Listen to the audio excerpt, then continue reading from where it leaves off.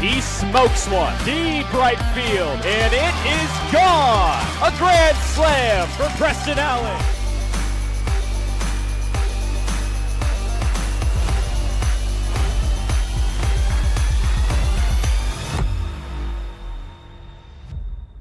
It's a beautiful Saturday evening here in Yakima, Washington, as the Yakima Valley Pippins are set for Game 2 against the Northwest Star Nighthawks in a weekend non-league series here on Flag Day. Good afternoon and welcome into Pippins Pregame presented by Washington's Lottery. I'm your voice of the Pippins, Harmon Johnson. It was a 14-5 victory for Yakima Valley last night, which included a 3-for-5 day from Brett Haggerty, driving in 5 runs and crushing his first home run of the season. It went 369 feet and traveled off the bat at 99 miles an hour. Let's take a look at all the offense last night from your Yakima Valley Pippins, starting way back in the first inning of last night's contest. This is last night's recap. As Jared Stevenson stands in for his first at-bat as a Pippin, he's going to line one through the left side, and he'll have his first hit as a Pippin as well. The throw comes in, and it's 1-0 Yakima Valley. It's Hansen over there at third. Max Senesac is standing at second. And Jared Stevenson is at first base after his RBI single. 1-2 pitch crushing out to deep left field. Back at the wall, and this one is off the top. 2 runs are home. Here comes a third.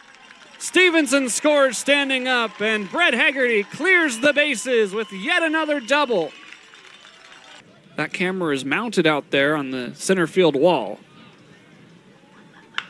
Allen's going to send one over the head of Solom. Haggerty is home. Eddie Kribbe throws up the stop sign. It's an RBI single for Preston Allen, and the score is now 6-1 Yakima Valley.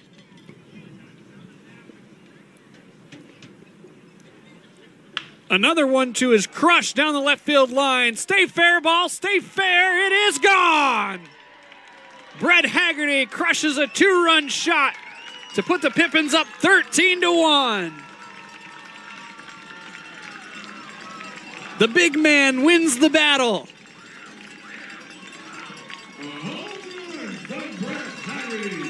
Brett Haggerty, a double, a single, and now a long ball. That one 99 off the bat, 367 feet down the line. Fielder's choice and an error. This is a line drive into shallow right field. It's going to fall in front of Otteson, and 1 run is going to score. It's now 14-2. Yakima Valley gets the run right back they gave up in the top of the 8th. That was a look at most of the action from last night's 14-5 victory over the Nighthawks. We're getting set for Game 2 here, and don't go anywhere. We've got more Pippins Pregame presented by the Washington's Lottery next. This is Pippins Baseball. Hey, your homework done? Yep. Hey, is your homework done? This kinda is homework.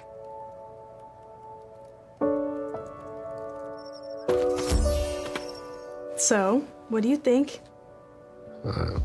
I'm so proud of you. Can I play some more? Is all your work done? Washington's Lottery is a proud partner in the goal to promote college and career training. Each time you play, you're helping students statewide. Welcome back to Pippins Pregame presented by the Washington's Lottery. It's now time for the Banner Bank Yakima Valley Pippins starting lineup as announced by head coach Garrett DeGallier. Banner Bank goes to bat for the Pippins, and Newsweek recently named them one of America's best regional banks. If you're looking for a local bank that knows the Yakima Valley, go and see them. Banner Bank, the lineup sponsor of the Yakima Valley Pippins. Leading off and playing shortstop will be Langan Naylor, who was at the bottom of the order last night. Back in after an off day is number 12, Kyler Bittner, playing second base, batting second. Batting third will be Jake Porter, and playing left field again. Cole Hansen will be the designated hitter tonight, and he will be batting in the cleanup spot. Jaden St. Cyr is back out in center field after an off night last night, batting fifth, wearing number 1. Jared Stevenson is batting sixth and playing right field. Max Senesac is behind the dish, catching and batting seventh. Batting eighth will be the first baseman tonight, Ethan Buckley, wearing number 15. And rounding out the lineup for the Pippins will be Preston Allen, wearing number 22 and playing third base. Again for Yakima Valley, Naylor, Bittner, Porter, Hansen, St. Cyr, Stevenson, Senesac, Buckley, and Allen. Michael Getzinger gets the ball on the bump. We'll get you his numbers when the Northwest Star Nighthawks come up to bat in the top of the first. This has been the Banner Bank Yakima Valley Pippins starting lineup. First pitch is next. You've been watching Pippins Pregame presented by the Washington's Lottery. Beautiful Saturday night here at the Orchard as Michael Getzinger continues his warm-ups. Glad you're with us here on Surprise Saturday. It's a jam-packed evening of baseball as the Pippins look to go to 2-0 against the Northwest Star Nighthawks and remain undefeated in their non-league season. Before tomorrow's Father's Day game, today is Flag Day, and it is one of the best we've had so far. Temperatures hanging around the 80 mark as Michael Getzinger takes the bump. An inning and a third worked against Wenatchee. You see the ERA just a little bit elevated in limited work. Played in that one game, gave up 3 walks, 2 strikeouts, 7 runs, 5 of them earned. Was beat up a little bit coming off of an illness in that Wenatchee series. Behind him in the field will be Porter, St. Cyr, and Stevenson left to right. In the outfield, Preston Allen's back at third. Langan Naylor is back at short. Kyler Bittner's in the lineup tonight at second base, and Ethan Buckley is over at first. Max Sinisak behind the dish for Yakima Valley as Getzinger gets ready to face Starr, Henry, and Kovac for the Northwest Star Nighthawks. J.R. Starr led it off last night. And now Getzinger is ready to rock and fire the first pitch of this contest home. It's a swing and a miss at 6:32 p.m. here on your Saturday. Glad you're here watching on the Pippins video stream. Getzinger is ahead in the count 0-2. Beautiful afternoon, 81 degrees. At game time, clear skies. Getzinger ahead in the count. The 0-2 is ripped out towards left center, and no one's going to get there. Porter and St. Cyr converge on it. Starr is on his way to second. He'll have a stand-up double to lead off this ball game. Now batting, number 12, Aaron Henry. Well, not the start that Getz had imagined, but he will now face Aaron Henry. Henry last night was pulled in the 7th inning. He went officially 0 for 1 with a pair of walks.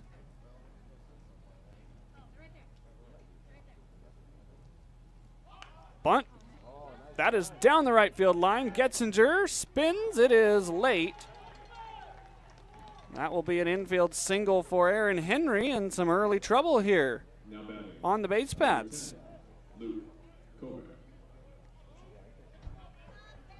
Here comes Luke Kovac, the shortstop in tonight's contest. That shadow hovering over the batter's box. Getzinger about to be in the shadow himself. First pitch, that one's right in there, according to Gabe Nobert. Behind the dish tonight, Matt DeGray is in the field after calling the balls and strikes last night. It's Kovac, the third man in the Northwest Star order. This is a high towering fly ball out to center field. St. Cyr is ranging under it, deep enough to score the run. It's 1-0 Northwest Star on the sac fly by Luke Kovac. Now batting, number 25, Holt Williams. Getzinger gets the first out, but not before a run is allowed to come across. Let's see if he can get something on the ground here. Get out of this quickly.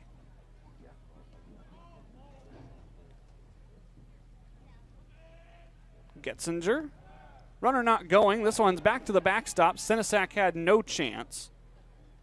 So it's a ball and no strikes and a man at second.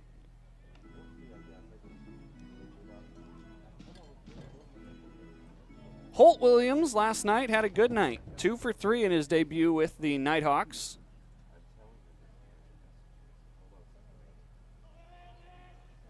Stands in the box with 1 out here in the first inning. spins one over the heart of the plate. That is strike one.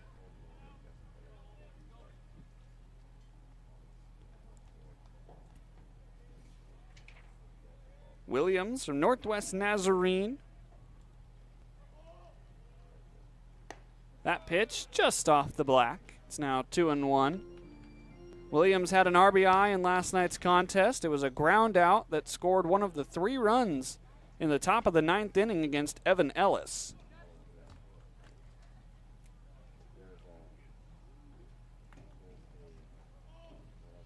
Two-one, misses outside. Getzinger, a little bit of trouble here in the first inning.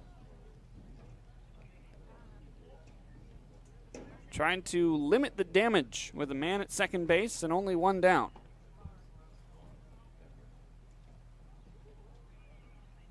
Three-one pitch. That's unable to be brought back by Sinisak. It's a walk from Getzinger. Now batting, number 22, Trey Williams. That'll bring up Trey Williams. Williams to Williams here for Northwest Star. Trey's the 5th batter here in the first inning. Swinging from the left side of the dish. First pitch down and in. Getzinger unable to find the strike zone currently. All of his pitches to this point have missed either in or down.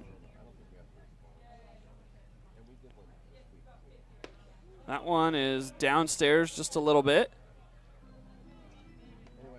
Just down and just in, according to Gabe Nobert.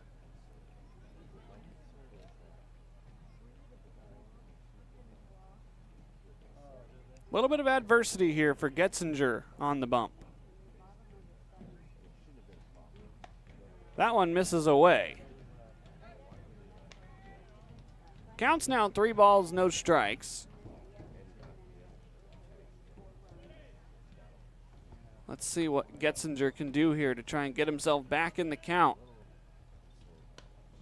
3-1, just misses inside. That is a second walk issued here in the first. Number 17, McConney. The bases are loaded, and McConney Geeson strolling to the plate. Getzinger will go back to the windup here with a Nighthawk at every base. First pitch fouling off and getting a piece of Gabe Nobert there. Gets ahead in the count, the native of Moses Lake, Washington, not too far away from here.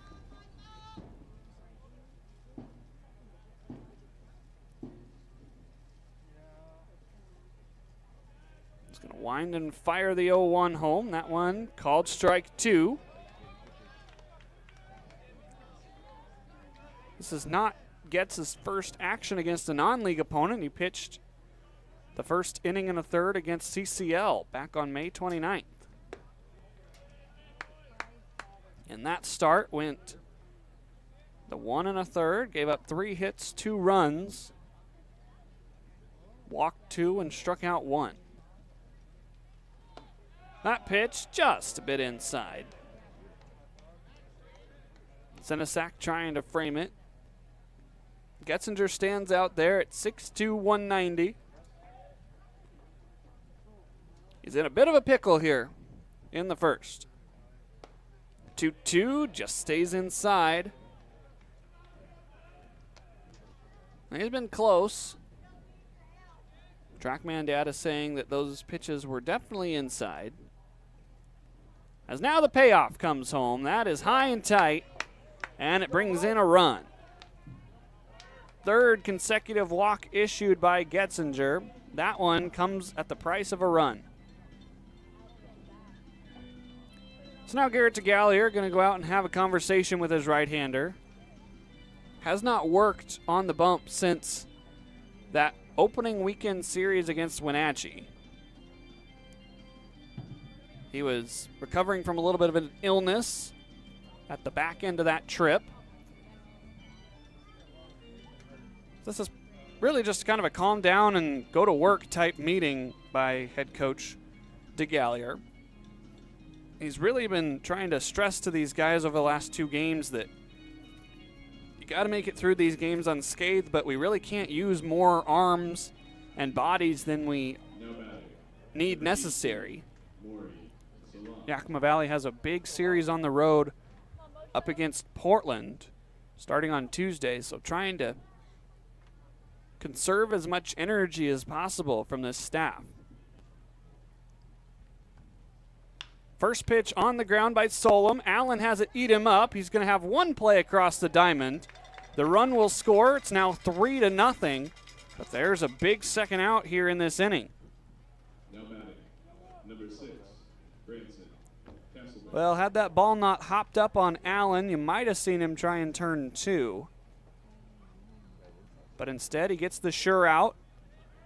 And now 2 outs for Branson Castleberry, who takes ball 1 downstairs. Castleberry is 0 for 6 through 5 games played with the Nighthawks. Does have 2 RBI. As there's a strike from Getz. Scored a run and is driven in 2. Some walks helping out Castleberry's RBI numbers. 1-1 pitch, that one's in there as well. So after giving up 3 runs, now Getzinger a strike away from stopping the bleeding. Here's his windup, the 1-2, a wave and a miss. Getzinger gives up 3. Well, let's see what the Pips offense can do as they now go to work in the bottom of the first. This is Pippins Baseball.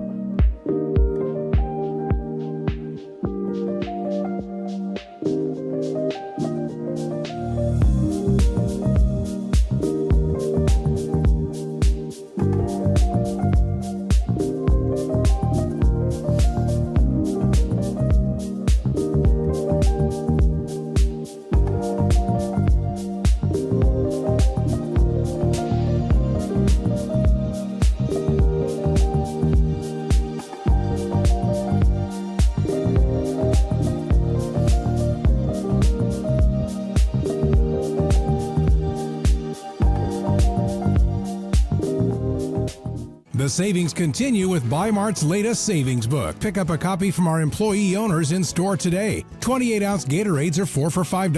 12-ounce Red Bull drinks are 3 for $8. Get a Heinz picnic pack for $5.99. Best Way's 16-foot pool is just $329.99. And Yakima Bates Rooster Tail 6-pack is just $11.99. Plus save in the bonus zone on Werner Jerky and Dawn Dish Soap. Save store-wide through June 16th with Bi-Mart's latest savings book.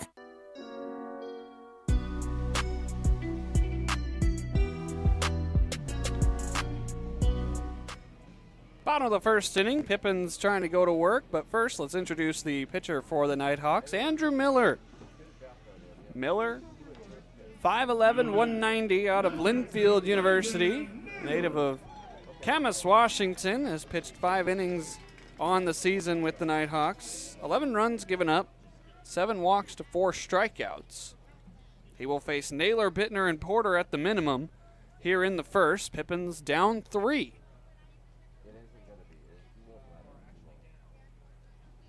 Naylor moves from the bottom of the lineup to the top today. Here in his second game in a Pippins uniform. It's a pretty good night.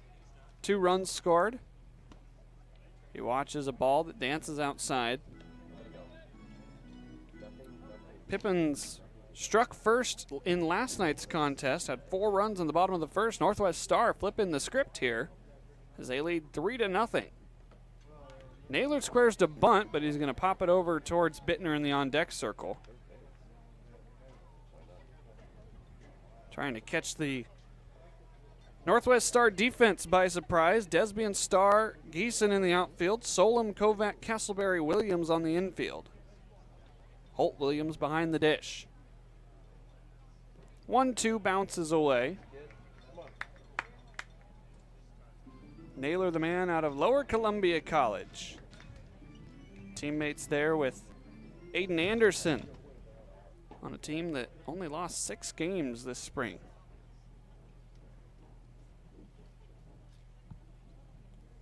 Two balls, 2 strikes. Naylor serves one the other way into right field. And so a leadoff base runner here for Yakima Valley. They're on the board with their first hit. Now batting, number 12, Kyler Bittner. So now Kyler Bittner is back into the lineup for the Pips. On the season, batting .314 for Yakima Valley.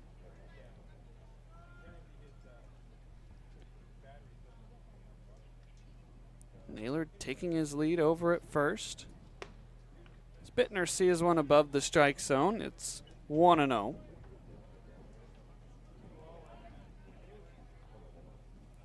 Kyler in the last game he played in was 1 for 5, but 2 runs scored in that 14-11 win over Ridgefield. Naylor's going. The pitch is a strike. The throw pulls Castleberry off the bag.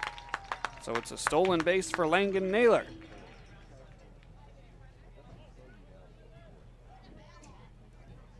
Runner in scoring position here.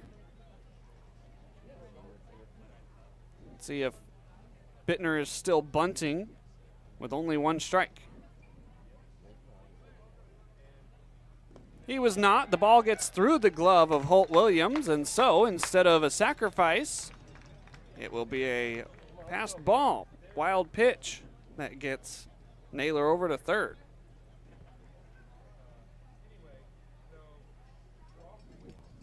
Bittner now a man 90 feet away. Miller's 2-1. That one's down and away.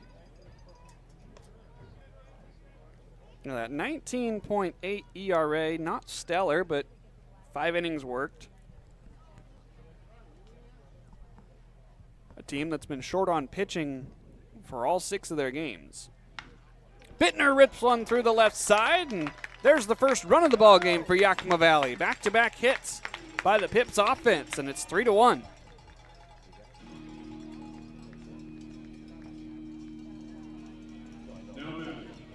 Number 40, Bittner got a hold of that one, as you're going to see this 97-mile-an-hour line drive through the left side. Well, there's a run back. Now Jake Porter will stand in for the first time.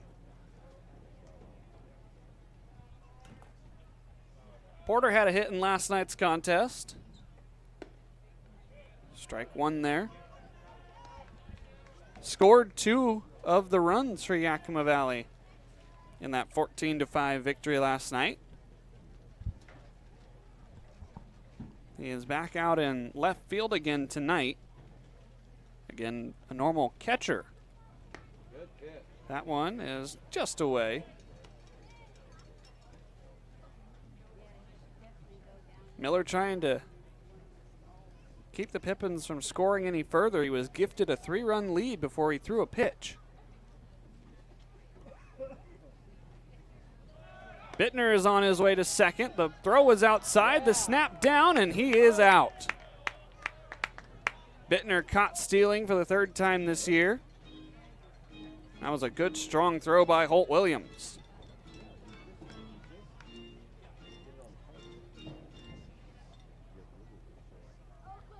So now bases empty for Porter.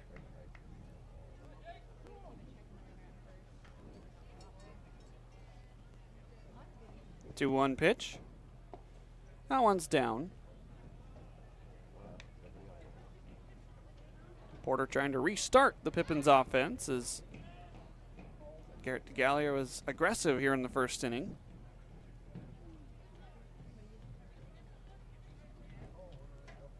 (3-1), that one is outside. Porter will flip the bat back towards the dugout. So now there is a runner on and 1 out. now batting, number 5, Cole Hansen. First 3 men to the plate have reached so far tonight. So now Cole Hansen stands in. First pitch spins him out of the box. Hansen in his 4 games in the regular seasons, batting .250 with 4 hits. He's been in the lineup every day since he's joined the team. That pitch upstairs, 2-0. He played yesterday for his 5th total game. Of course, these games and these stats won't count towards the West Coast League regular season.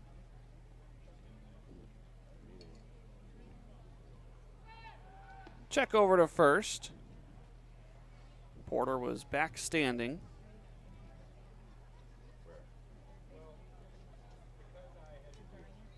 Already 1 run across here for the Pips, trailing now by 2. Hansen fouls one at the plate. Bigger crowd than yesterday. That's nice to see. We're hoping for a huge crowd tomorrow on Father's Day. Bring your dads out. Bring your grandpas out. Bring any father figure in your life out here towards Yakima County Stadium. 2-1, a wave and a miss. Father's Day tomorrow, we'll have a 1 o'clock first pitch, so you can go to church and then come on over here and have a barbecue at the end of the night. 2-2, Hansen stays alive. Dads will get in free with a paying child. That's a good deal. Your chance for your kid to get you into a ball game.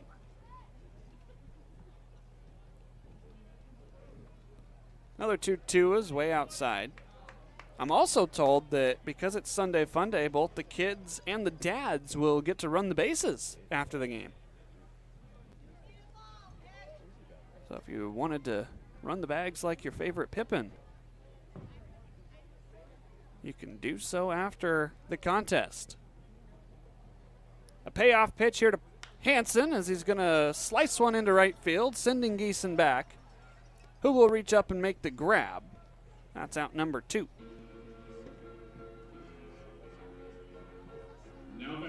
Certainly envious of all these folks here. My dad is 18 and a half hours away back in Nebraska. I'd sure love to spend Father's Day with him, but some folks here on the Father's Day weekend taking in this Saturday night contest.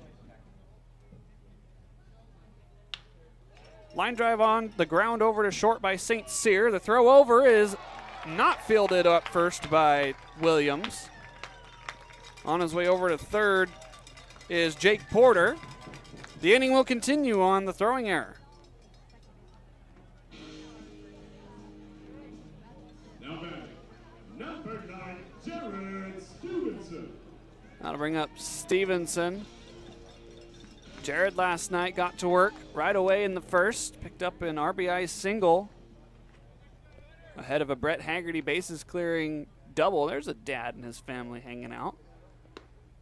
First pitch to Stevenson is in there for strike 1.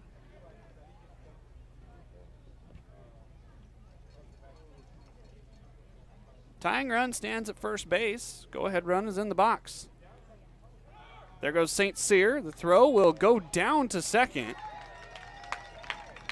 St. Cyr in there with the slide. It's now 2 in scoring position. The tying run 180 feet away.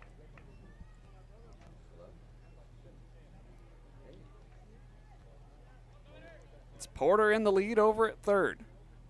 St. Cyr at second and Jared Stevenson in an even count, 1 ball and 1 strikes. Pitches down and away. Stevenson from Seattle U is 1 for 4 last night.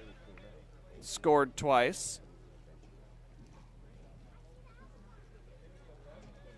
Native of Reno, Nevada, up here in Yakima, Washington. He's going to ground this one down the first base line, but it will trickle foul. A couple of big hops from that baseline now that there's been some traffic running down to first.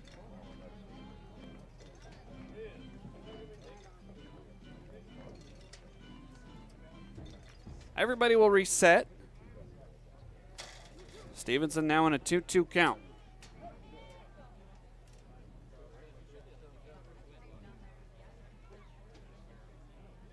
Miller fires home. Stevenson rockets one out towards center field. Starr will range over and make the grab. And that will retire the side. 1 run comes across. The Pippins now only down by 2 as we head to the second inning. This is Pippins baseball. I love coming in here. Everybody is always super welcoming. They always greet me by name. You can tell that everyone here actually likes working here. My favorite thing about Walla Walla Orthodontics is how nice the staff are. They're funny, fun, and they're helpful. I had what was called 3D braces. They were the same color as my teeth. People would say, "Oh, you have braces?" They didn't even know that I had braces. I highly recommend this orthodontist office. What do you want? It's just not that easy. What do you want? Seafood? Mediterranean? What do you want? Hey guys, what about West Side Pizza? I love West Side Pizza. I love West Side. I love West Side. Yeah, the Hawaiian's great. What's your pizza? West Side Pizza? Yeah. Problem solved. Gross. West Side Pizza, saving relationships since 1996. Seattle-born stand-up comedian and impressionist Adam Ray, live at Legends Casino, Friday, July 11th. Known best for his Netflix special, Adam Ray is Dr. Phil Unleashed, as well as his popular YouTube channel. If you don't know what Citizens app is, it's an app you can put on your phone that notifies you of all the danger that's lurking. That sounds like fun. Yeah, there's a lot of people cooking for Cocoa Puffs right outside your door. Tickets on sale now at Ticketmaster.com and Legends Gift Shop. Don't miss Adam Ray, live on July 11th at Legends Casino in Toppenish.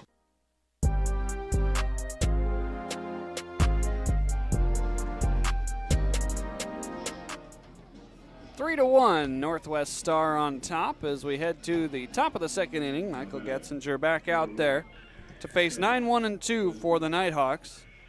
Getzinger is going to be asked to go through at least 4 innings tonight, unless he gets into some more major trouble.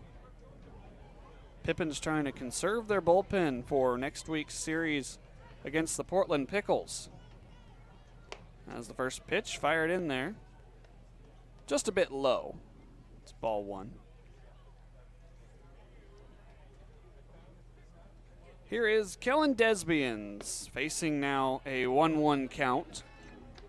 Desbians leads this team in batting average if you take away Holt Williams' 667 through 1 game. 357 batting average and 5 hits. He's going to wave and miss at that one. It's now 1 ball and 2 strikes. Desbians from Corbin University. That one just tying away. Native of Longview, Washington. The 2-2. That one's tapped in front of the plate. Senesac's going to slide. He's going to throw. He's going to make the play. Nice throw by Senesac from behind the dish. And that is the first out here in the second. Now batting, number 16, J.R. Stone. Let's take another look at that stellar play by Senesac. Able to get up to his feet and make an accurate throw on to first. And now he catches a first pitch strike to the top of the order. J.R. Starr.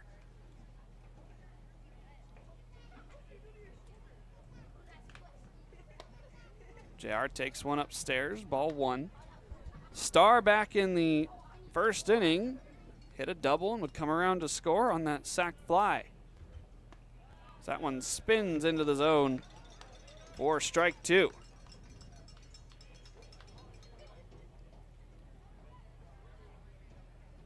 Getzinger working quickly now. He pulls Senesac out from his crouch. Starr from Linfield University, native of Hermiston, Oregon. The 2-2, that one's inside.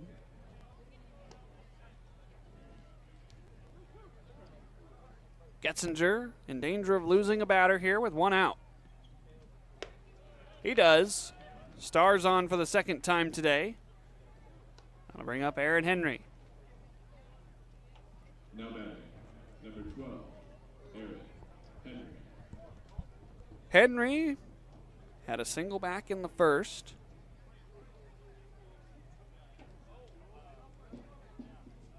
Stats here with Star at first base. That pitch just inside. Getzinger's fastball been living around the upper 80s. The changeup sitting in that 83 area. Slider anywhere from 70 to 75. The 1-0 is inside, 2-0. Aaron Henry from Mount Hood Community College. Mentioned last night, he's from West Virginia. Star takes off from first. Senesac bobbles the ball behind the dish, and it'll be a stolen base for J.R. Star. Senesac tried so hard to get that out of the glove quickly that he didn't even get it out of the glove at all. So now the count's 3-0 to Aaron Henry. Getzinger loses him. Again, back-to-back walks issued by Getz. That's his 5th one already here in the contest. And now Luke Kovac will bat after sacrificing himself to St. Cyr back in the first inning. Drove in the first of 3 runs there in the first. First pitch, that one spins in there. 71 out of the hand. Nice 12 degrees of horizontal break.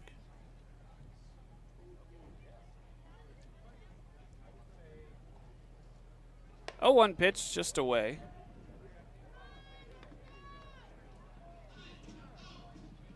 Getzinger trying to get something on the ground, see if his defense can turn a double play. Pippins had 2 of them last night.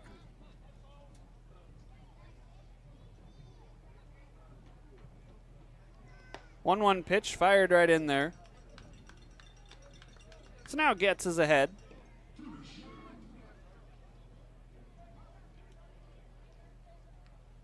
Infield playing at the normal depth. Buckley playing right next to the trail runner Henry. 1-2 sliced foul. We'll do it again. Getzinger trying to match his longest outing. In fact, he's done that. An inning and a third today, an inning and a third against CCL. Trying to get a second out here in the second inning. 1-2 wave and a miss. Getzinger now with his longest outing of the season. And there's 2 down here in the second.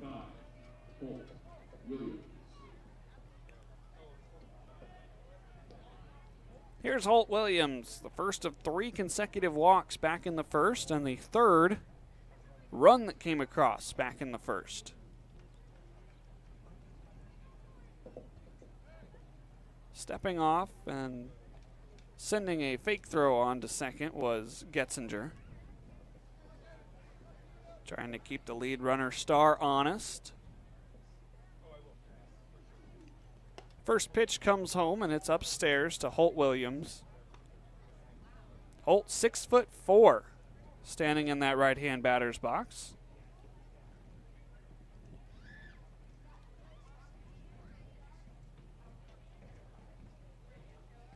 One-0 pitch. That one's on the ground. High chop over towards third. Allen's going to run back the lead runner Star and tag him out on the force play. That's not the easiest way to get the third out, but third out recorded nonetheless. We go to the second. It's 3-1 Northwest Star. The Coliseum in Rome had their gladiator games, but it can't compete with Legends Casino Hotel's Coliseum of Cash. During our Summer of Games Thursday drawings in June, we're giving away over $77,000 in cash, plus a new Kawasaki side-by-side. Just use your Legends Rewards card to earn entries. Who needs Roman chariot races when you can leave them all in the dust in a Kawasaki side-by-side? All hail Legends Casino Hotel in June, and let this Summer of Games begin. At Cascade Natural Gas, we help smart businesses cover their bases, old, new, and in between. No matter the age of your building, they all benefit from energy-efficient choices. Cascade Natural Gas offers a long list of incentives for energy-efficient upgrades. Upgrades that save your business money every day. Become one of the many Cascade business owners benefiting from the quality, comfort, and savings of energy-efficient upgrades. Join Team Energy Efficiency and take advantage of rebates from Cascade Natural Gas. Hey, your homework done? Yep.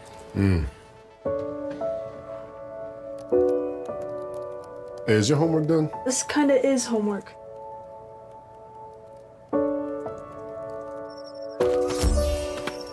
So, what do you think? I'm so proud of you. Can I play some more? Is all your work done? Washington's Lottery is a proud partner in the goal to promote college and career training. Each time you play, you're helping students statewide.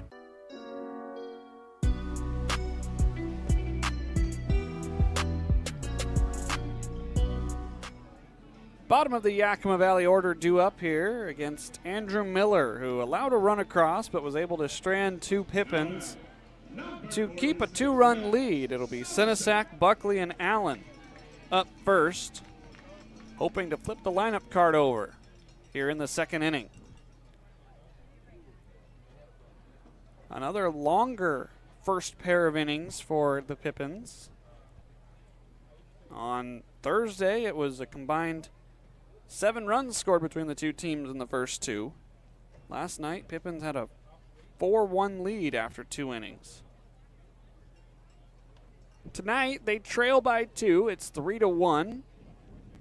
Max Senesac had a day off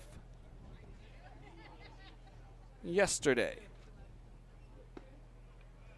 Counts now even. Senesac batting .250 on the season.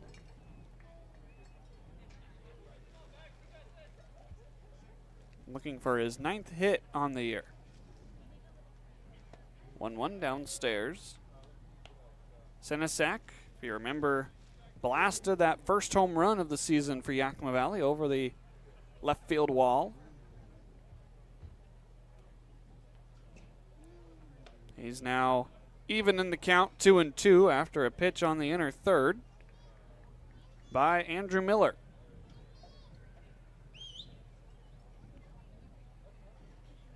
Miller looking for his first strikeout of the day. What's he bring on the 2-2? Breaking ball. Senesac stays alive off the end of the bat. Remember, in the first inning of last night's contest, Senesac was hit by a pitch. Don't know why I thought he had an off day yesterday. He was a designated hitter. He was plunked right in the helmet. Another 2-2. That one's down in the dirt. Count has run full. Miller on the day has walked a batter, but he left him stranded. Let's see if the Pippins could get a leadoff man here. Payoff pitch. Line drive back up the middle. Senesac with a leadoff single here in the second inning.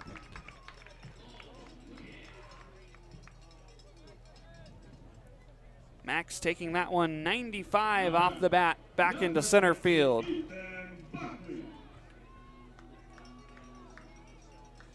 So now Ethan Buckley will stand in, playing first base tonight. Usually a catcher, but now with Cole Hansen here, there's a third option behind the dish as he sends one foul into the seats. Nice catch!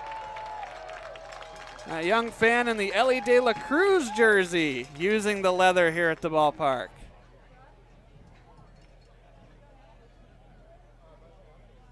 Good job out there. Maybe he'll be standing where Ellie is here in about 15 or 20 years. Buckley lines one over to short. This one is on the ground for one and on to first rather, for the double play. It looked like for a second that the ball was caught, and so Senesac was waiting to make sure that he wasn't going to get doubled off. Instead, it's a pretty routine 6-4-3, and there are 2 outs here.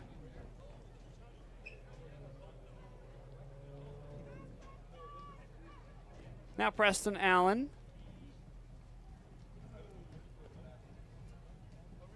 First pitch is outside. The Northwest Star infield was taking some strides off of the playing surface after that double play. I think they forgot how many outs there were. That young fan's catch doesn't count here in the West Coast League. Would have if we were playing banana ball, but here in the summer league, it's just a foul ball. 2-0 is down and away. Allen way ahead in the count. Trying to get the lineup back to the top for Langan Naylor.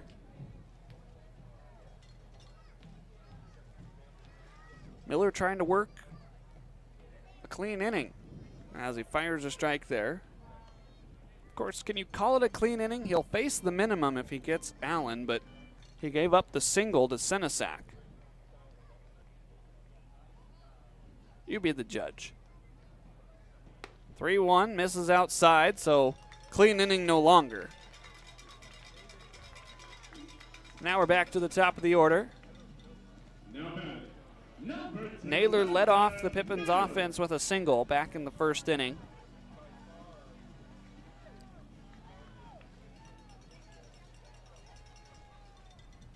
As now he stands in with a runner at first. Represents the tying run in this game. Pippins trying to get a couple across here early and then go to work like they did last night.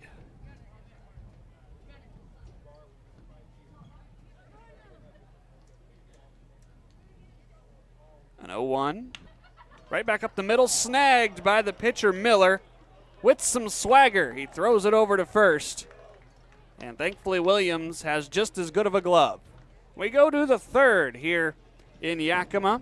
It's 3-1 Northwest Star Academy.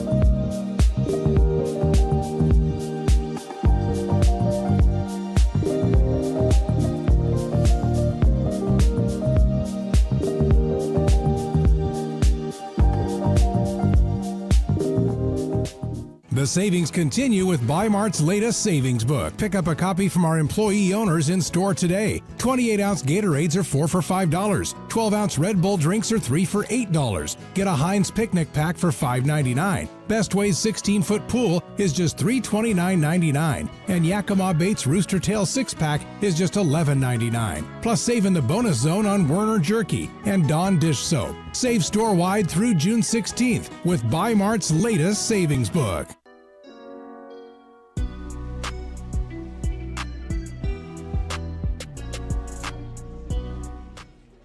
Top of the third inning here as Michael Getzinger resumes his work up on the mound. It's a beautiful night to be here at the ballpark. Temperatures in the mid-70s. Light breeze to keep everybody cool, but other than that, a perfect night here on a Saturday, the day before Father's Day. As we'll go back and take a look at that nice play by the pitcher, Andrew Miller, to end the last half inning. A nice bouncer right behind his back. Could have made a little bit better throw, but luckily Williams over there was able to dig it out. A little bit of swagger, flipping that one from the glove to the hand. It's back-to-back nights with a pretty good play by the pitchers for Northwest Star. Of course, last night it was Dennis who saved a hospital bill by reaching up and catching a line drive off the bat of Senesac.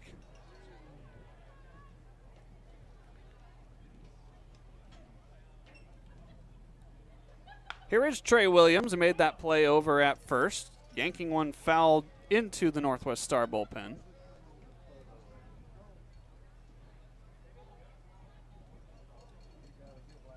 Getzinger way ahead in the count. 0-2, wasted high. 1 ball and 2 strikes. Gets in his 3rd inning of work here. Spins one, but just stays outside, according to Gabe Nobert.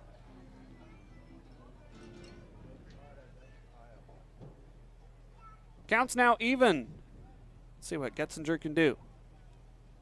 This one's on the ground over towards first again, but again, foul over towards that Nighthawks bullpen.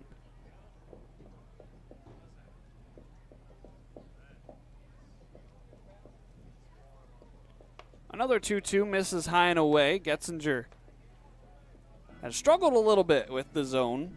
He's issued 5 walks tonight. Looking for his 2nd strikeout. Payoff pitch is off the end of the bat into shallow center, but St. Cyr will reach up and make the grab. The Gold Glover retires out number 1. Now batting, number 17, Makani. We'll stick around here for the rest of the broadcast. I'm informed that the West Coast League Commissioner Rob Nair will be joining us here on the broadcast at some point. First pitch from Getzinger high and in to McConaughey-Geeson. Commissioner Nair and the West Coast League celebrating 20 years here in 2025. So I'm certainly looking forward to that here in the next few innings. I found him and our general manager, Jeff, in the stands enjoying a cold beverage and keeping score, talking shop. So we anticipate his arrival to the press box. The 1-1 is back up towards Langan Naylor. He'll fire across, and that is out number 2.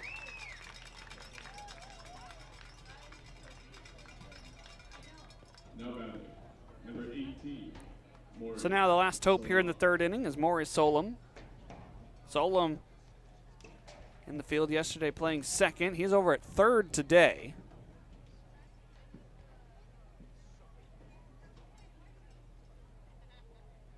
First pitch from Getzinger is upstairs.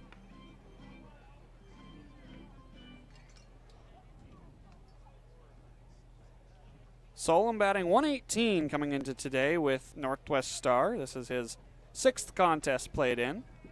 Nighthawks have played in 7 now, if you count tonight. And I'm told that they're getting a couple of reinforcements in the bullpen tomorrow. They only have 2 other pitchers listed on the lineup card tonight. And they both pitched last night. So certainly you're looking for Miller to go at least 5. 3-0 pitch from Getzinger, needed a strike, and he got it.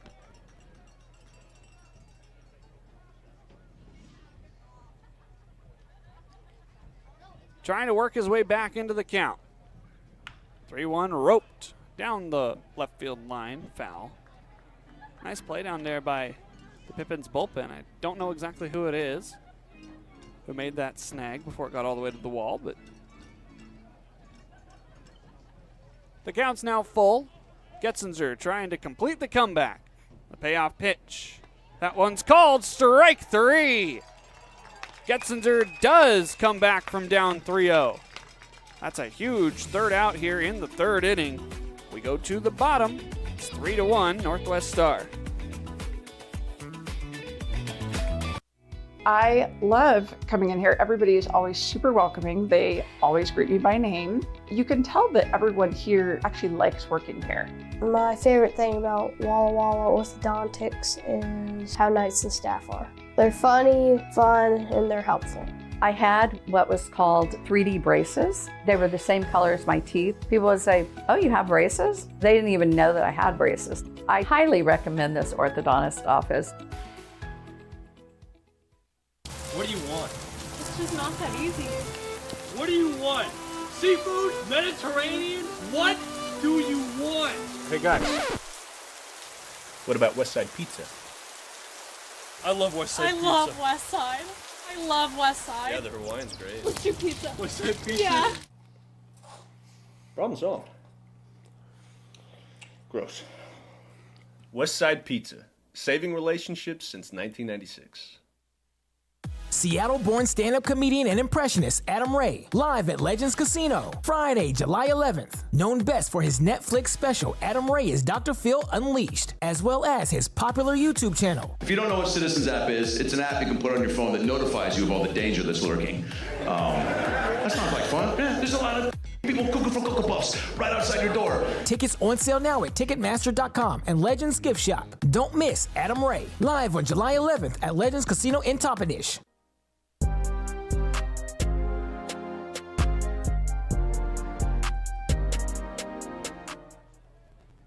2, 3, and 4 due up here for Yakima Valley against Andrew Miller, as Kyler Bittner will look to add to his one hit so far today.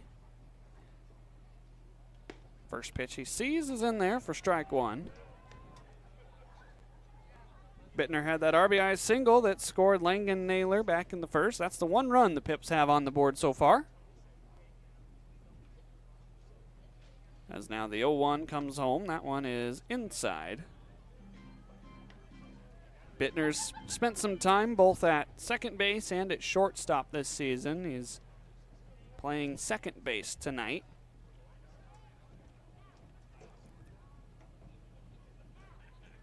One pitch. This is fouled back over towards the general admission, and it will clear the wall and make its way down towards the concourse.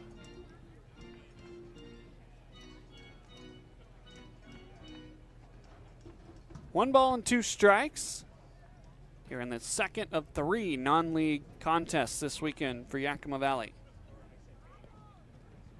Bittner waves through it. That is out number one. Second strikeout. No, first strikeout for Andrew Miller. Now batting, number 40, Jake Porter. So here's Jake Porter. Porter walked back in the first. One of two free passes that Miller has allowed.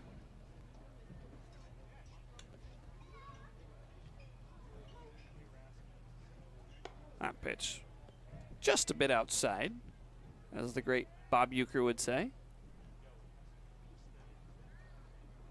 Ahead in the count is Porter. With Santa Clara. Didn't see any action on that team that went 20-30 overall.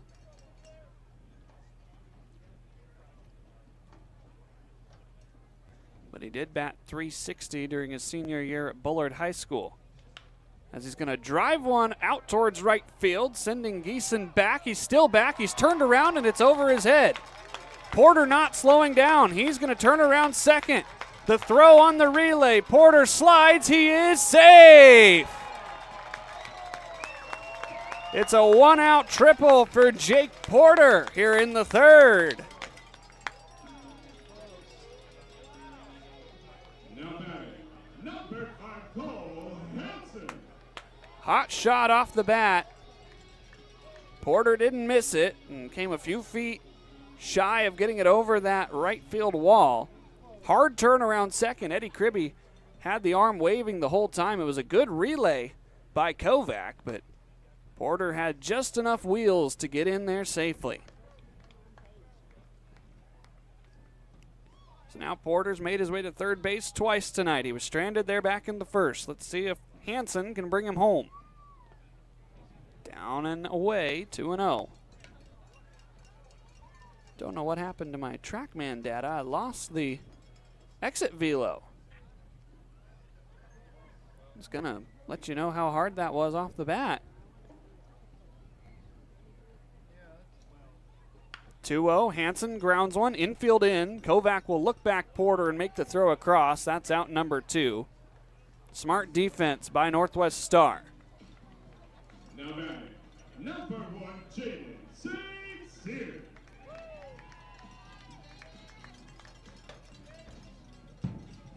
Well, I've got the data back, but it didn't include that last play, so lost to the wind, I guess, for Jake Porter. It was hard hit. Can tell you that much.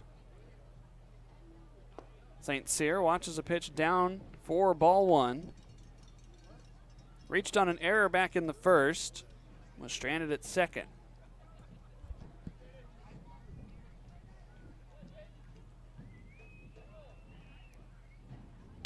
The 1-0 grounded back up the middle. Kovac has it go through the wickets. And that's the second run of the ball game that scores.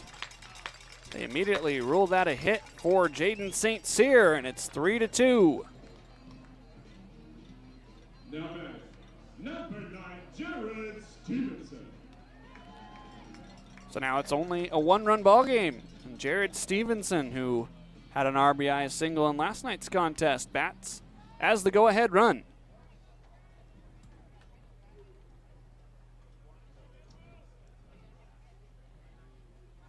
First pitch, that one's on the inner third. Stevenson does stand pretty close to the inner white line of that batter's box.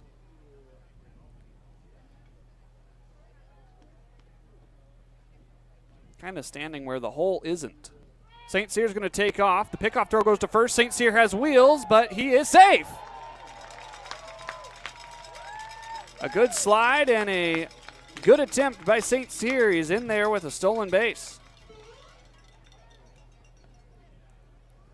The throw just a little bit late out of the hand of Williams, and the tag unable to be applied. So that's two close tag plays that the Pippins have had go their way. Let's see if they can cash in the third run.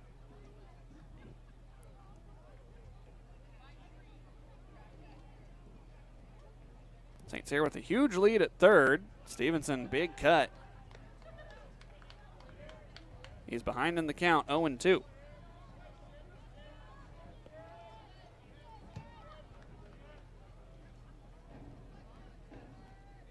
Let's see what Miller can do here with 2 outs and 2 strikes on Jared Stevenson. St. Cyr baiting Miller as the 0-2 inside nearly clips Stevenson. Surprised that Miller didn't even step off. St. Cyr is getting at least a third of the way down to third base, if not a little more. A 1-2 pitch now. Stevenson spits on it. Count is now even. Pippins trying to manufacture a tying run here in the third inning.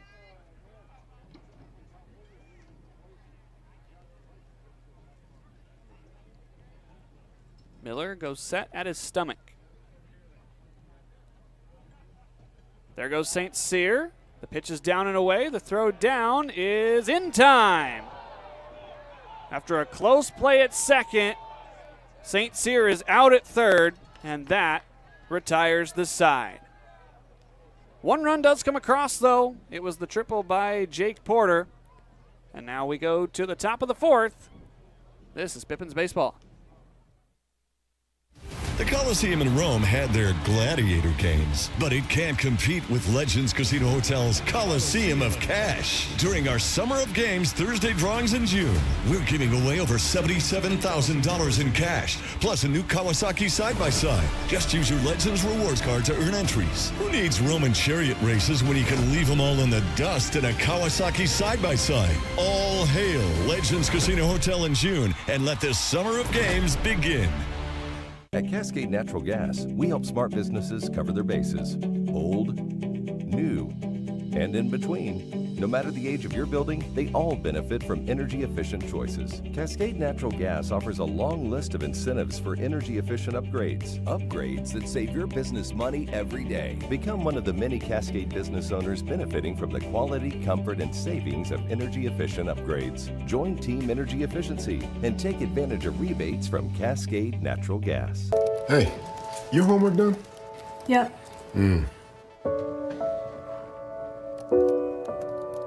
Hey, is your homework done? This kinda is homework.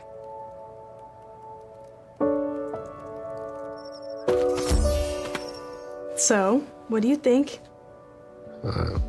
I'm so proud of you. Can I play some more?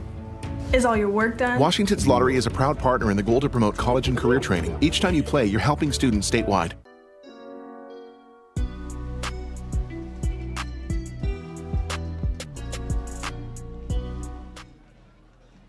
Welcome back to the Orchard. Let's take a quick look at the throw that nabbed Jaden St. Cyr.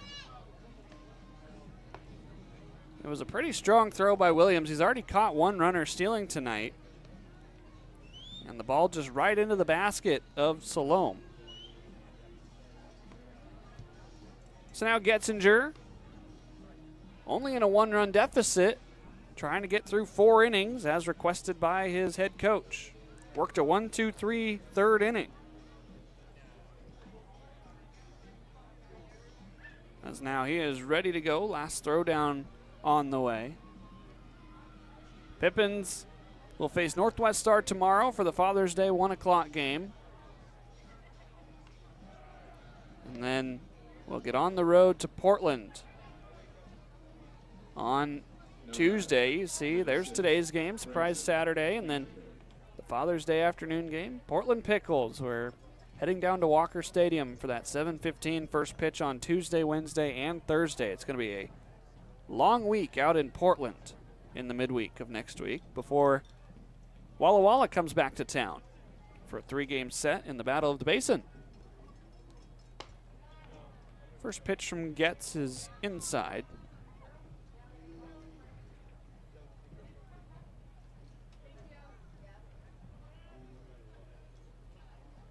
Next one down and away. Getzinger has walked 5 so far tonight as he faces Branson Castleberry.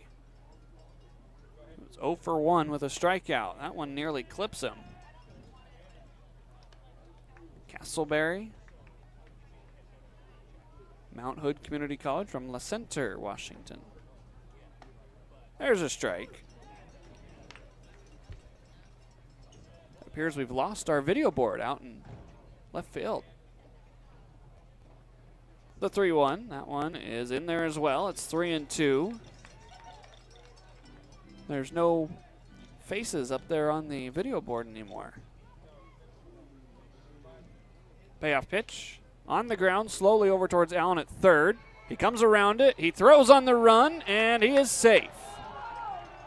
Close play over there at first. Matt DeGray calls him safe. It's an infield single for Branson Castleberry, his first as a member of the Nighthawks. It was just a slow roller over to third. 54-mile-an-hour exit velocity. Not much Allen could do with it. Made it a close play.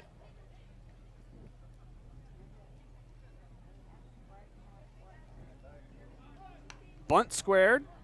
Getzinger up with it. He's going to flip on to Buckley at first. That is out number 1. Successful sacrifice for Desbians. Now batting, number 16. Northwest Star trying to push across a second insurance run here as we've started the middle innings. Not a bad spot to sacrifice. Desbian's the 9-hole batter. And now RJ Starr, who has been on base twice so far today. First pitch, a breaking ball. It is 0-1.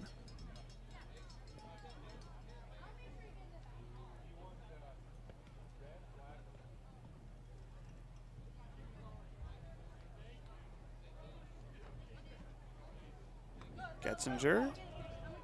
That one down and away. It's ball 1. Scott T appears to be signing some autographs. Sitting with some fans down the first base line here at the Orchard. 1-1. Misses away. There's Scott T.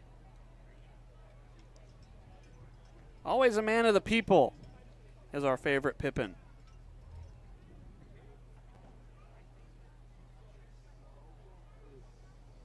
Two one, down and away. It's 3-1. I wonder how much a Scott T autographed baseball goes for.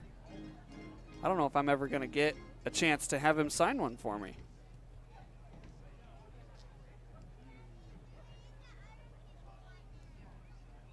Three-one on the ground. High chop. Getzinger fields it. Plants his foot. Throws on to first. Buckley and the batter Star just about had a collision. And the ball goes out of play. A run comes across on the air. Well, that was a dangerous play over at first base. Buckley trying to field the ball, Star running at full speed. Thankfully, they didn't collide. But a run comes across. Branson Castleberry plates the 4th run for Northwest Star.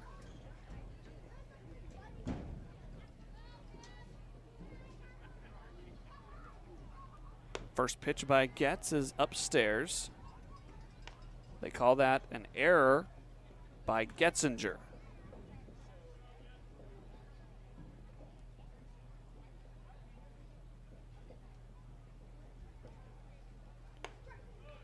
Pitch upstairs as well. So Star will replace Castleberry at second base, as Castleberry was the one that scored.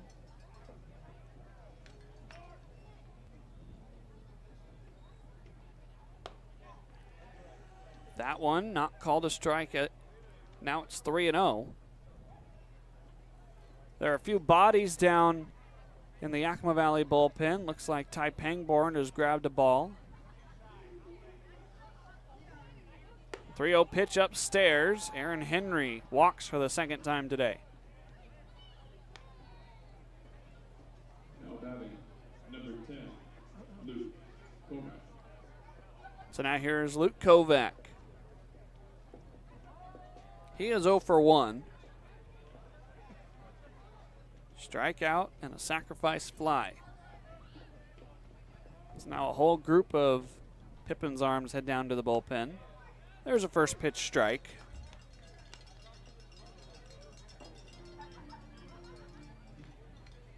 This will be more of a touch and go inning by inning now if Getzinger exits this game, as Yakima Valley not trying to overuse one arm. The runner's going to take off for third, but the pitch is foul. So everybody will return. It's now no balls and 2 strikes. Kovac looking for his first hit of the night.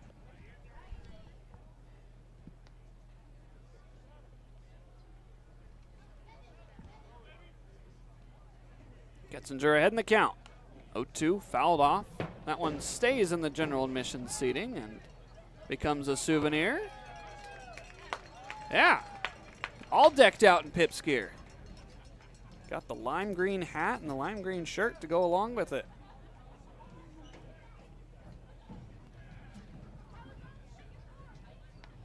Another 0-2. This is a liner out towards left. Porter ranging back. He's not going to come up with it. It's over his head.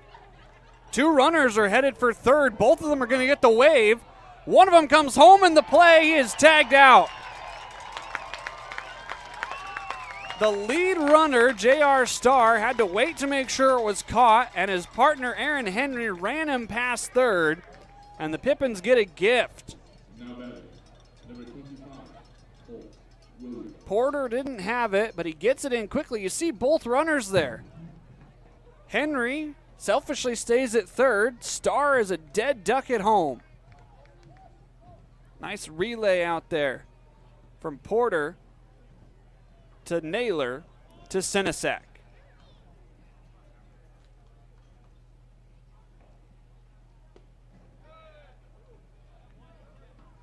First pitch misses to Holt Williams. It's a big second out as well. Henry ran his fellow base runner off the pass, as now this one's driven out towards center. St. Cyr ranging over at the track. He'll reach up and make the grab. And the Pippins survive a deep drive out towards left center. It's still 4-2 going to the bottom of the 4th here in the Orchard.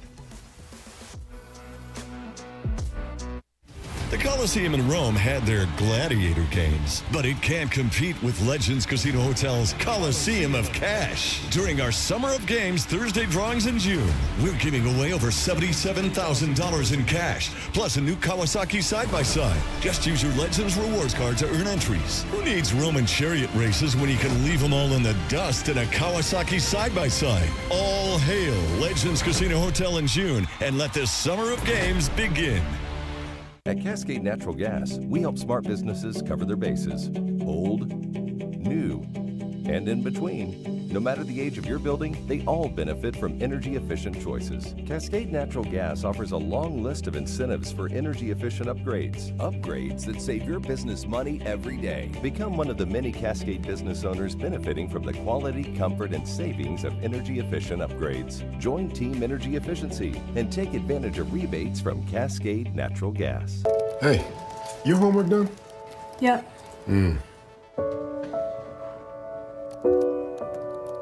Hey, is your homework done? This kinda is homework.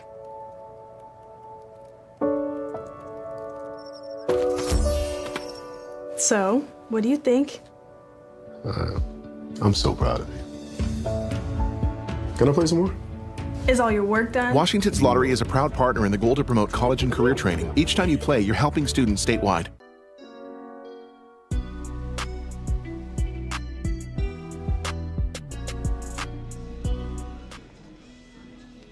Welcome back. Bottom of the fourth inning, the Pippins able to survive a double by Luke Kovac that probably should have scored a run.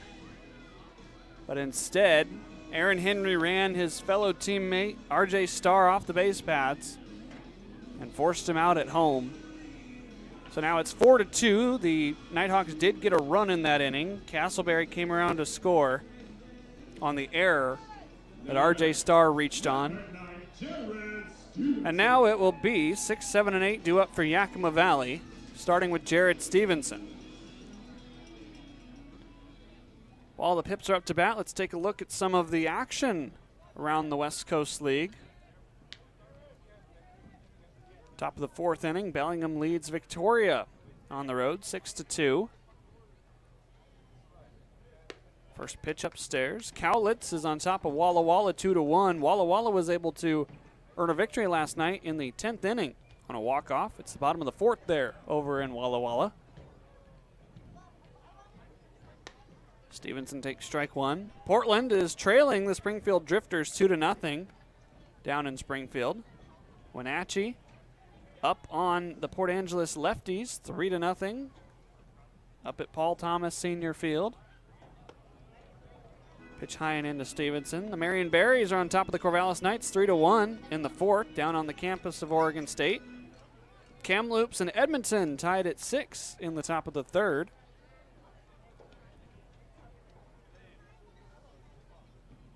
Wave and a miss. Nanaimo is on top of Kelowna 1-0 in the top of the fifth. And the Bend Elks are up 2-0 on the Ridgefield Raptors down there at the Ridgefield Outdoor Recreational Complex. The lone team not in regular season action are these these Yakima Valley Pippins. Stevenson holds up 3-2. Yakima Valley with one more non-league game before they will take on those Portland Pickles, who are currently trailing by 2. Stevenson rockets one down the left field line, but it is well foul over the light pole out there in left field. Count will remain 3-2. Got some popcorn delivered up here. A little bit lighter dinner tonight. Another 3-2. This one's lifted in the air towards right field, but it is out of play.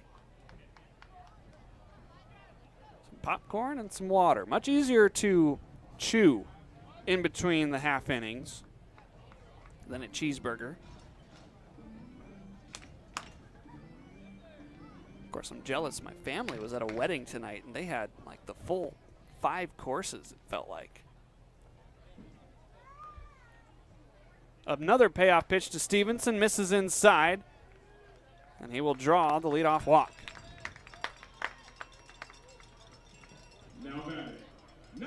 That'll bring up Max Senesac. Miller in some trouble again here with a runner on. Pippins have left one on the base paths in every inning but the third. They had traffic out there, but St. Cyr was caught stealing to end that third inning. With Senesac waiting in the dugout behind Jared Stevenson. First pitch strike to Max. Max had a hard hit single back in the second, but then was part of a 6-4-3 double play where he had to hold up to make sure it wasn't caught on a line. From up here, it did look like that the shortstop Kovac made that catch, but field umpire Matt DeGray ruled against that and said it was dropped, and so it ended up being a 6-4-3 double play.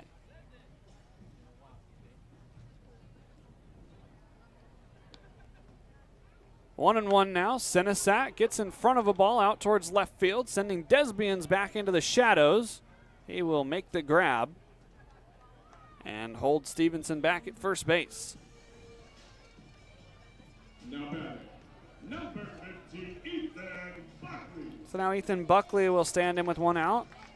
I teased it earlier in the broadcast, but I just got confirmation that the commissioner of the West Coast League, Rob Nayer, will be up here in the press box in the next half inning. So stick around. We'll get him on the mic and talk to him about this 20th season of West Coast League baseball. Buckley well in front. It's 0-1. Commissioner Nayer out here enjoying a pleasant evening in Yakima.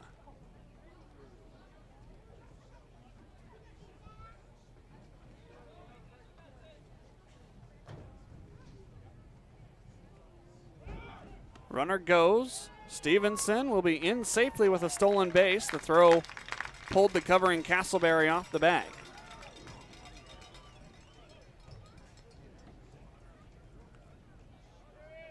Well, Williams has caught two runners, but that time Stevenson able to swipe a bag.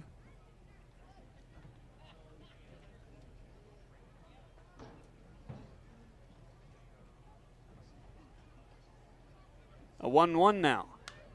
This one's off the end of the bat, foul towards the right field side. Plunks down in the general admission, and the race is won by that young fan there in the black shirt.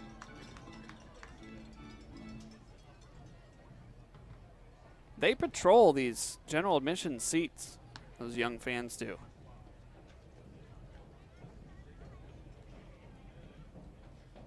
One ball, two strikes. Buckley. That one's called strike three. Thought it was outside. Buckley will head back to the dugout disappointed. So the last hope here in the fourth will be Preston Allen. Number 22, Preston Allen. Preston Allen walked back in the second.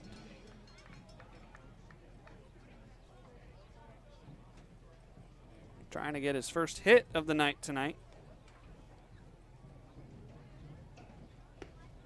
That one down and away. Allen last night was 2 for 2. A run scored, a run driven in, and a trio of walks. Former All-Star with the Pippins last year, having a good night in non-league play.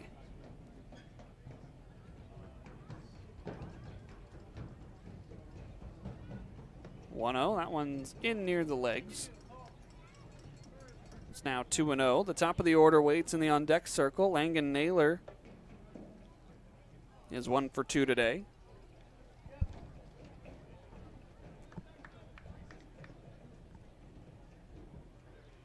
A check of the runner, Jared Stevenson, and now Allen softly out towards short.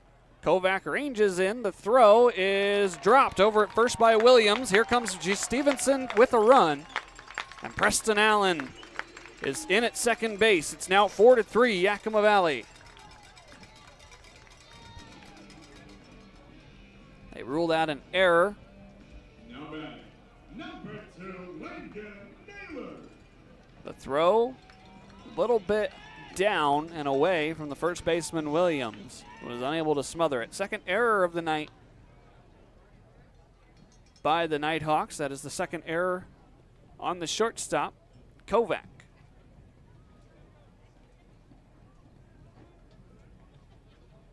It's a one-run ball game again. As this one hits Langan Naylor between the shoulder blades. Preston Allen was running from second, but he'll have to return. That one's not comfortable. You don't usually think when you get hit that you're going to get hit in the back. He kind of leaned back to try and get out of what he thought was a breaking ball coming in, as he needs a second to shake it out a little bit. Watch this pitch just kind of deposit itself between the shoulder blades of Naylor. Right on the shoulder, maybe. Looked like his offhand was the one that went numb.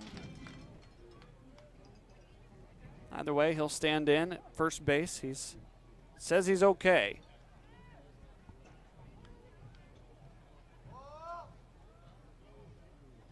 Kyler Bittner, the batter now. He's going to pop the first one up towards us. This one will just land on top of the roof here. Maybe 3 feet shallower, and I would have just reached out and caught it. Darn, we'll have one before the end of the season. I can feel it.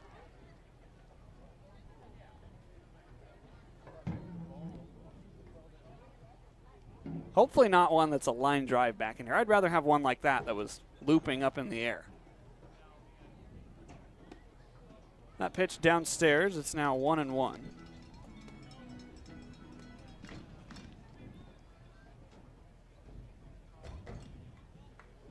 Kyler tonight, 1 for 2, a single, a strikeout, an RBI, and he was caught stealing. That one's nowhere near.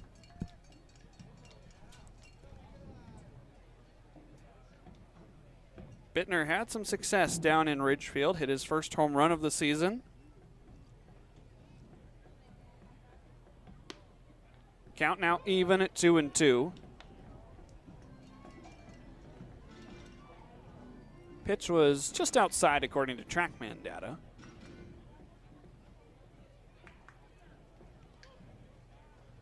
Corners have been a little bit big for Gabe Nobert, as now the 2-2 is on the way. Bittner puts it in play out to short. Kovac has it eat him up. The ball trickles into center field, and this game is tied. Preston Allen scores the tying run. Third error of the night by Kovac. And it's 4-all here in Yakima.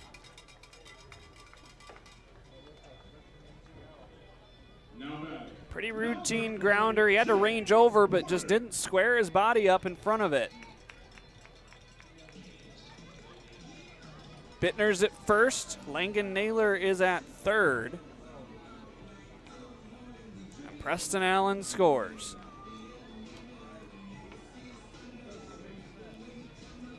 That'll force a meeting to try and calm down Andrew Miller, who has a tough task to try and get through at least 5 innings or more and help his very limited bullpen.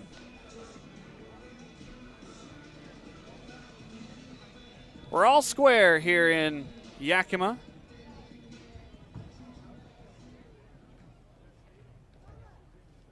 Now it's Jake Porter. He's walked both times. No, that is a triple in there. How could I forget the triple?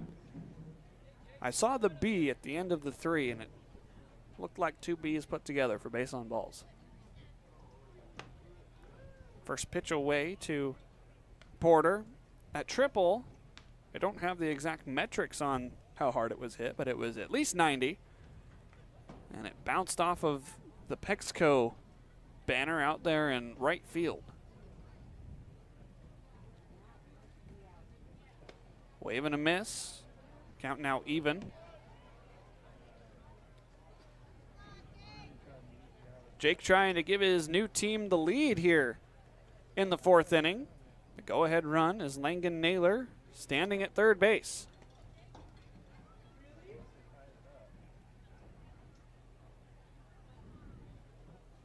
A 1-1. That's a breaking ball out of the hand that never had a chance. So now it's 2 balls and a strike.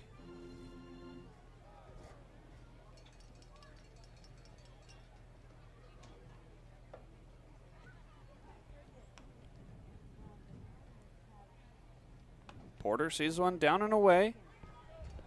Count now 3-1. There is a base open at second. Walk would load the bases.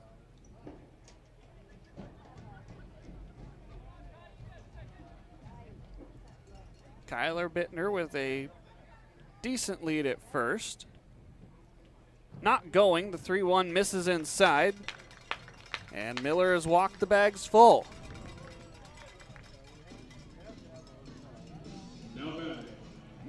That'll bring up Cole Hansen, who in his short time with the Pips has already driven in 2 runs.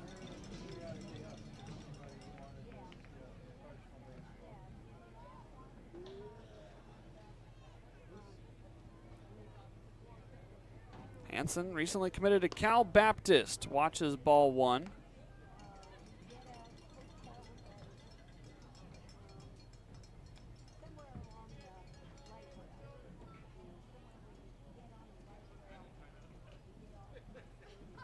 Waving that 2-tone stick. The 1-1 is sent out towards right.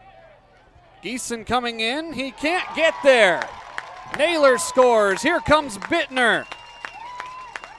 A 2 RBI double by Cole Hansen. He throws the hands up asking what happened. And it's now 6-4 Yakima Valley. We'll take that. High sun, high sky, and Hansen with 2 more RBI.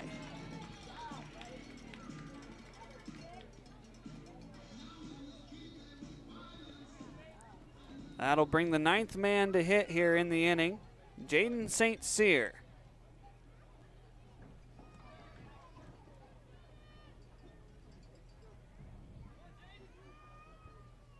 Trying to keep the train rolling. He's plunked in the helmet. Second time in as many days a hitter's been hit up in the area above the neck. He says he's fine, takes a check of his lid. And now the bases are reloaded for Jared Stevenson, who started us off with a walk. Number 9, Jared Stevenson. Pippins bat around. 10th man to hit here. They sent 10 men to the plate in the first inning last night.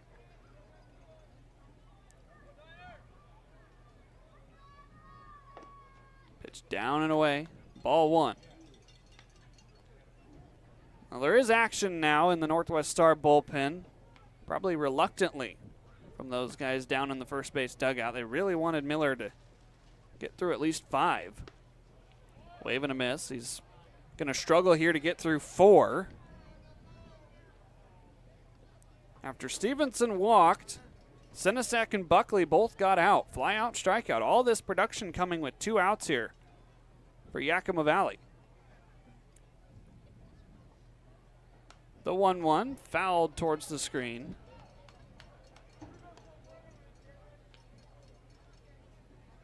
So now Miller a strike away from getting out of the inning.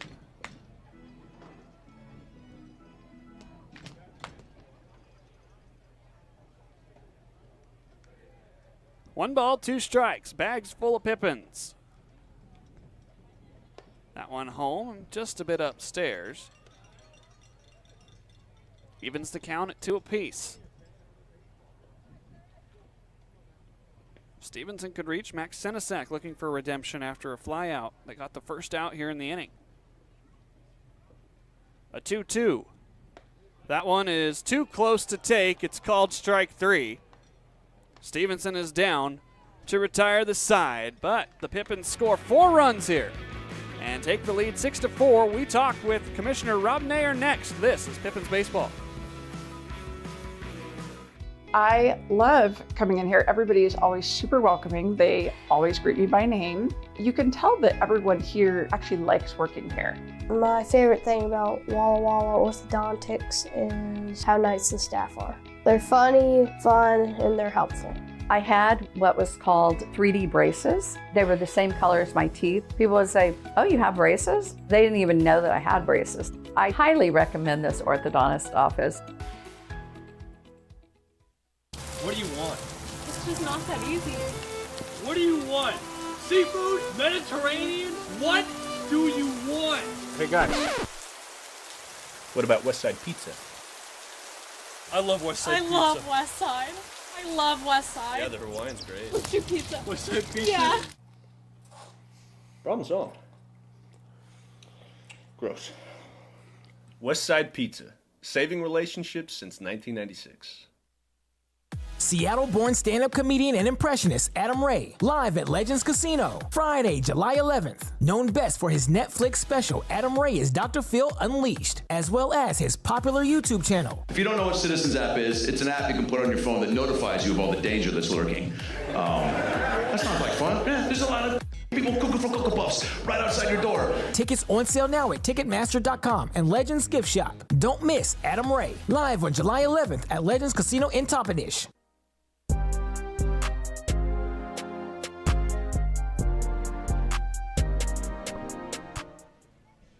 Top of the fifth inning here at the Orchard, and we're so thankful to be joined by the West Coast League's Commissioner Rob Nyer here in the booth with us. Rob, just welcome to the Orchard. It's been a great night so far. It's been great baseball, beautiful night. I treasure all of my experiences here in the ballpark in Yakima. It's just a great place to visit. It is still Getzinger out there to face the 5, 6, and 7 batters for Northwest Star. And I noticed while you were down there talking with Pippins general manager Jeff Garrettson, as it's actually Branson Rozier out there for this fifth inning, you have your scorecard. Is that something you've been doing ever since you got into baseball? And where did you get started in baseball? Well, the first question is easy. The second one, I could spend way more than a half an inning talking about it. But as far as the scoring, I never really scored as a kid for whatever reason, but when I was in my early 20s, I started scoring for this organization called Project Scoresheet. This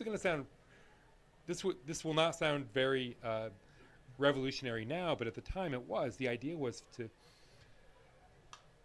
foul ball back. The idea was for regular people, just baseball fans, to create a record, a detailed record of every single game, so that we all, and when I say we, I mean just fans, would have access to all of the same statistics that baseball professionals had.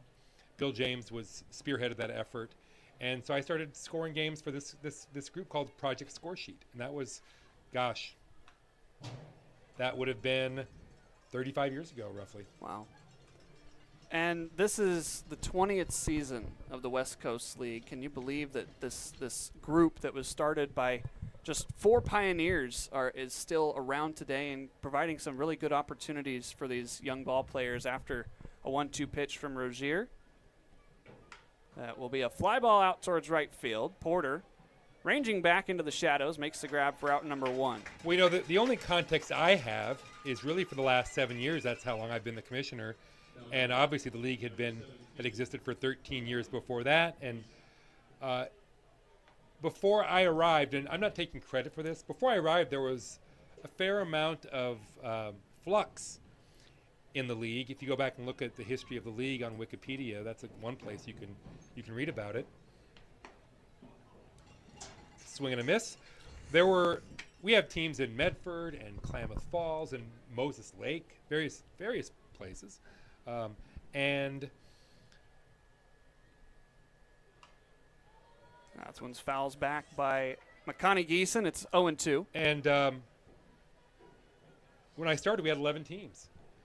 And it really, what's been amazing, because I wasn't here for the previous 13 years, is the growth that we've seen just in the last 7 years. Now we have 17 teams, as you know.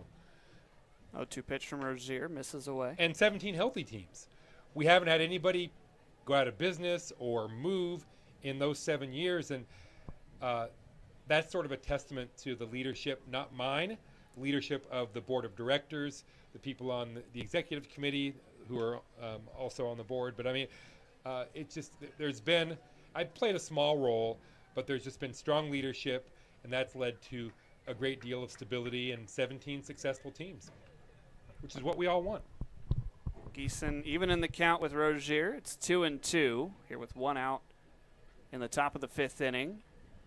That's a swing and a miss for strikeout for Rozier. You talked about the growth of the league. The Marion Berries, a new team this year, and of course the Portland Pickles have become an internet sensation. Just talk about the strength that this, and I guess the presence that this league has among other summer leagues. Well, one of the many things we have going for us is that unlike almost every other summer league, we are blessed with some huge markets, which, it creates fan interest and visibility. And the more people you have coming to your games, the more you can, invest in social media and staffing and all those fun things, your video product. And you guys do a great job here, by the way. But having teams in having teams in Victoria, which we have for quite a while, and Portland, which is only, relatively new, 7 years now, and now recently Edmonton, these are big markets with a lot of fans coming to the ball games. And that just creates opportunities for everybody. It creates opportunities for players to be seen, for broadcasters to be heard, for commissioners to visit amazing cities. So it's just that's been a really fun part of the league, is seeing the growth in those big markets that, these are big enough markets for major league teams or AAA minor league teams. But instead, we have the West Coast League. It's 3 balls, no strikes to Maurice Solom. As that one's in there, Solom will have to stay put. And you talk about the advancements of the league. It was just announced before the season started, that partnership with Max BP Fast Training. This is a league that's trying to develop their players to find new homes or to just move up the baseball ladder. Just talk about those connections now as we get closer and closer to the major league standard. Fly ball on the infield. Hopefully you can stick around for a half inning. I'd love to hear it. The catch is made by Buckley. Stick around. We've got more with Commissioner Rob Nyer here from the Orchard. I love coming in here. Everybody is always super welcoming. They always greet me by name. You can tell that everyone here actually likes working here. My favorite thing about Walla Walla Orthodontics is how nice the staff are. They're funny, fun, and they're helpful. I had what was called 3D braces. They were the same color as my teeth. People would say, "Oh, you have braces?" They didn't even know that I had braces. I highly recommend this orthodontist office. What do you want? It's just not that easy. What do you want?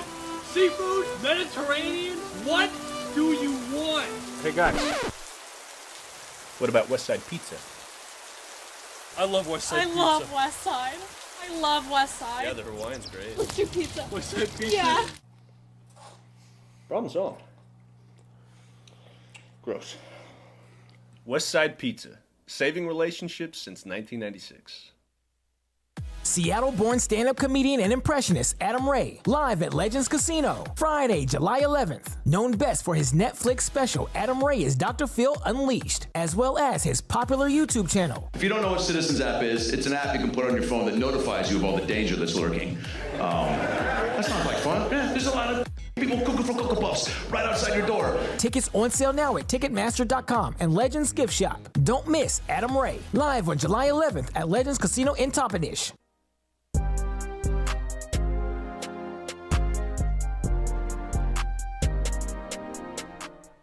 Just past halfway home here at the Orchard as the Pippins lead 6-4. It's Max Senesac standing in as he takes one high and in. We're still here with West Coast League Commissioner Rob Nyer, and I was just talking about, as we were going to break, the Max BP partnership that the West Coast League just entered in, trying to meet those standards that Major League players train on. Well, what I would encourage everyone when they come to the ballpark here, if they're in the area, or if you're not, come to Yakima.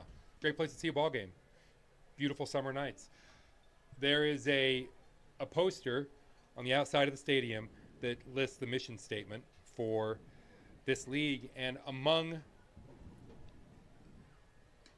those attributes, the things we all strive for, is player development. Every one of our teams, everyone who owns a team in our league, they have a commitment to developing young ball players. And it really is one of the things we talk about every week in our meetings. Every winter and fall in our league meetings, we talk about how do we get better? How do we take better care of our players? How do we keep our players safe? How do we train our players? So Max BP is the latest manifestation of that effort. We also, as you know, Every stadium has TrackMan. We were the first collegiate summer league, I believe, first or second in the country to have TrackMan in every one of our stadiums. We have something called Synergy, which is video data. Everybody has it. Line drive down the left field line for Buckley. This is just foul down that short left field line. We have a tool, every one of our teams has a tool called 643 Charts, which is an amazing training tool. Lets you create these tremendous graphics and tendencies charts for any pitcher, any hitter. Coaching staffs love them. They're great scouting tools. And we're constantly every chance we get, we add another way for players to play better, for coaches to coach better. That one's inside. Yeah, you mentioned the coaches. This is not just a developmental league for the players. It's just as much for the coaches and all the staffs that are wanting to work in baseball, and the umpires. Yep, and the broadcasters.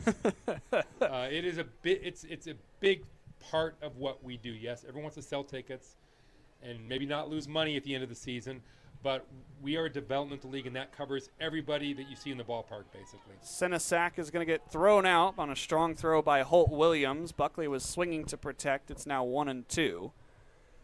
Yeah, I think that's been the biggest message that I've seen since coming out here from Nebraska. You and I were talking in between innings, just how much more, I guess, advanced some of the facilities and all the technology is here in the West Coast League. Right. I mean, I don't know. I mean, the Cape Cod League, most people are probably familiar with. That is the number one in terms of young talent. That's where the top prospects tend to go at the end of their college careers. That's where the scouts are. So that's where they go. And they're subsidized by Major League Baseball, so they get all these wonderful tools as well. And in fact, MLB now runs a couple of collegiate summer leagues themselves, the Appy League and the Draft League. 2-2, staying alive, Buckley. So MLB they take pretty good care of those leagues because they run them. But once you get past those three, you're not going to find a league in the country that has the training tools and the technology that we have. It's 2-2 to Ethan Buckley, the man from Cape Town, South Africa. Recently played with Gonzaga. In fact, I'm friendly with outside 3-2. Friendly with the commissioners of a few other summer collegiate leagues, and I've been sort of sheepish because they'll ask me, "Wait, how do we get TrackMan?" It's like, I don't know. I don't know how we got it, but we did 6 years ago, and we feel very fortunate to have had it as long as we've had it. Payoff is on the ground, just fell. Solom thought he had a chance. Yeah, it's been quite the first couple of weeks. Portland just recently lost their first game, but it's been kind of a historic start to the season. You've got a lot of teams close in the North Division. The South is being run by Portland, but everybody else after that is still kind of close. Just talk about the first week here in the West Coast League. Well, obviously, you never think anyone's going to start the season 11-0, and as well as the Pickles played last season, winning the championship. Payoff pitch, that's downstairs. Buckley draws a walk. It wasn't realistic to think that they would then jump out to an 11-0 start, especially because, as longtime fans of the WCL are well aware of, it's been the Corvallis Knights division and league forever until last fall, when the Pickles knocked them off in the South Championship game. And the Pickles, they're better now than they were last year, which didn't really seem possible, but here they are. I think obviously they're going to come back to the pack a little bit, and we always just expect the Knights to get back up there eventually. But no, I think one of the delightful things about our current playoff format is that 8 teams are going to make it, and we also have first and second half standings. So yeah, the Pickles might run away with this thing or not. We don't know. They could slump, but everything when the schedule turns over in early July, or I guess it's late June, early July, everybody's 0-0 again, essentially. We have a pitching change here by Northwest Star. We're going to stay here and chat with Commissioner Nair. You have a background with ESPN, Fox Sports as a journalist. How has that experience helped you in this new role? Barely. I would say that there are probably people over the years who have known my background and attributed some level of authority or credibility to me that I didn't deserve. Because being a blogger, which is basically what I was, and I wrote a bunch of books too, but being a writer holed up in his apartment and then a house for 20 odd years doesn't really prepare you to be the commissioner of a baseball league. It just doesn't. Now I would say that I've also been sort of an amateur historian for a long time. That's most of my books are more historical than not. There have been occasions when I could say to somebody, well, back in 1956 when this happened in this league, here's how they handled it. So that's occasionally useful to know a little bit about the history of the game and the history of the people who have done my job, whether it was in Major League Baseball or in a minor league. But for the most part, I have been learning for 7 years, and still every day I learn something new about how to do this job because there's no other job like it. So there's no way to train for it, at least not that I know about. The new pitcher for Northwest Star is Zach DeNubilo. Pitched last night, and he faces Preston Allen, who is his first batter. This is a league that's constantly evolving, and the new team Marion is finally in. What's next for the West Coast League? It's a good question. I mean, being strike called, being as honest as I can be about this, we have some uncertainty right now. I'm not sure if you read a story in the spring. It was in the news that the Cowlitz Black Bears are not going to be playing in their current stadium next season. This one's on the ground through the right side. Preston Allen gets a single off the new arm DeNubilo. 2 on and 1 out. So there's a little uncertainty there. I think that the Black Bears will land somewhere. I don't know where or when, but they've been around for a long, long time, and they have great ownership, so I expect them to survive and thrive. I just don't know exactly what that's going to look like. We have 17 teams. You probably are smart enough to know that 17 is not a great number for a baseball league. Odd numbers are tough. You always want even numbers. First pitch in there to the top of the order, Langan Naylor. Just as an example, if you have an odd number of teams, that means the first weekend of the season, somebody's not playing, at least not a league game, which is not fun for them, right? So I think this one's on the ground, over to second. Castleberry on to second for 1. Naylor runs well. This will be safe at first. 2 outs. I think it's obvious to anybody who follows baseball that we would love to have an even number of teams. So certainly 18 would be a better number than 17. And I think and if you look at the history of our league over the last 7 years, going from 11 to 17, one thing I have learned in this role is that there's a tremendous thirst for this level of baseball. It's the perfect calendar for the Northwest. Start in early June or late May, because that's when you have the good weather, and that's when fans want to come to the ballpark. And there are still a few markets out there that would be great homes for West Coast League baseball. Not a lot. With 17 teams, we filled most of them, but there's still a few. You look around, and Olympia would be a great place for a baseball team. Runner goes. This is a swipe of second. Southeast British Columbia. Vancouver has a Northwest League team. The Canadians, they've been there forever. But Vancouver's a massive metropolis, and there are huge suburbs. That area could easily support another team, whether it's a West Coast League team or some other league. I don't know. But swing and a miss. That is out number 3. But you just look around at a map, and it's clear that there are still, 2 or 3 or 4 places, not even counting Alberta, and of course we have a team in Edmonton, that could support this level of baseball and support it well. And I think that ultimately we're going to fill all those spots. Commissioner Nair, thanks for joining us. It's been a pleasure having you up in the booth. It's been great to be here. Thanks, Harmon. Thanks for joining us. It is 6-4 after 5 here at the Orchard.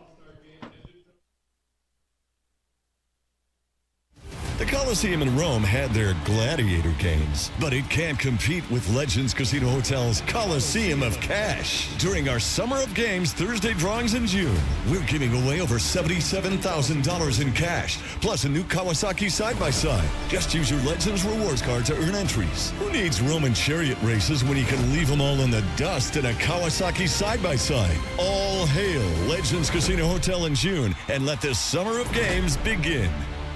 At Cascade Natural Gas, we help smart businesses cover their bases. Old, new, and in between. No matter the age of your building, they all benefit from energy-efficient choices. Cascade Natural Gas offers a long list of incentives for energy-efficient upgrades. Upgrades that save your business money every day. Become one of the many Cascade business owners benefiting from the quality, comfort, and savings of energy-efficient upgrades. Join Team Energy Efficiency and take advantage of rebates from Cascade Natural Gas. Hey, your homework done? Yep.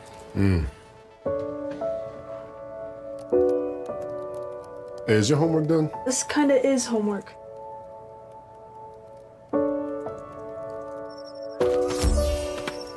So, what do you think? I'm so proud of you. Can I play some more? Is all your work done? Washington's Lottery is a proud partner in the goal to promote college and career training. Each time you play, you're helping students statewide.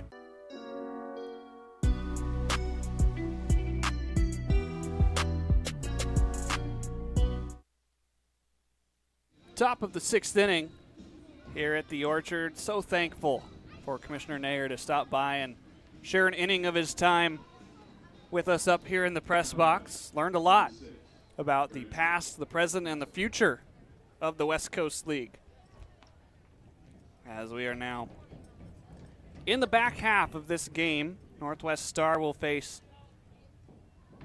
Branson Rozier for his 2nd inning of relief. Getzinger was able to go 4. And then Rozier threw a perfect 5th inning.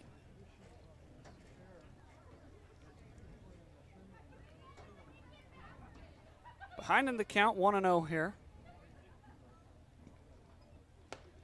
That one's in there. Now 1-1. I think the thing that surprised me the most was the anticipation to expand the league to 18 teams. I think that'd be a happy number here in the West Coast League.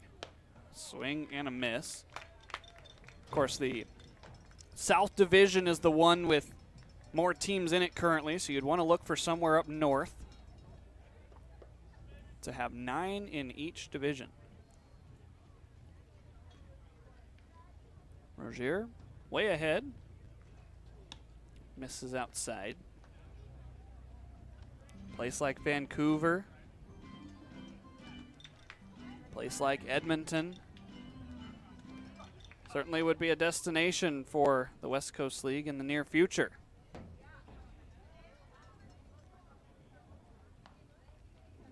Two balls, 2 strikes. That one is upstairs. This is a league that functions sort of like a minor league. It's got all the bells and whistles that any player would need to develop. It's now a payoff pitch from Rozier. Downstairs, he lost him. Castleberry is on for the 2nd time today.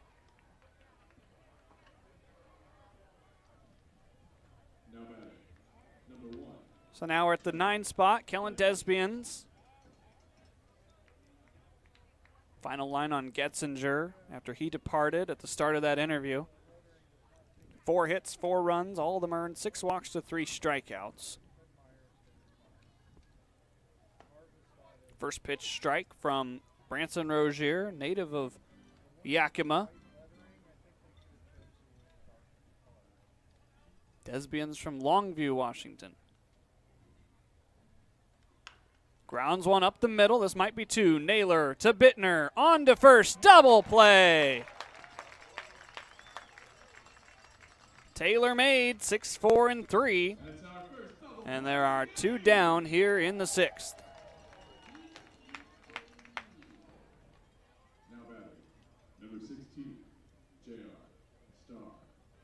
Bases are empty for J.R. Starr. A giveaway upcoming after the first double play by Yakima Valley. Swing and a miss by Starr. It is a perfect night. I've said perfect before, but I mean it this time. The flags are still out there in right center field. This is fouled back towards the press box. Perfect night to just sit outside and enjoy the sunset here at the ballpark.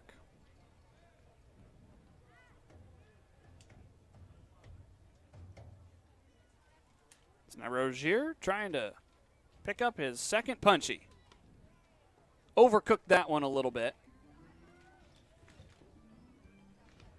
It's now 1 ball and 2 strikes. Setting sun out towards the west, giving us our last licks of daylight here on a Saturday.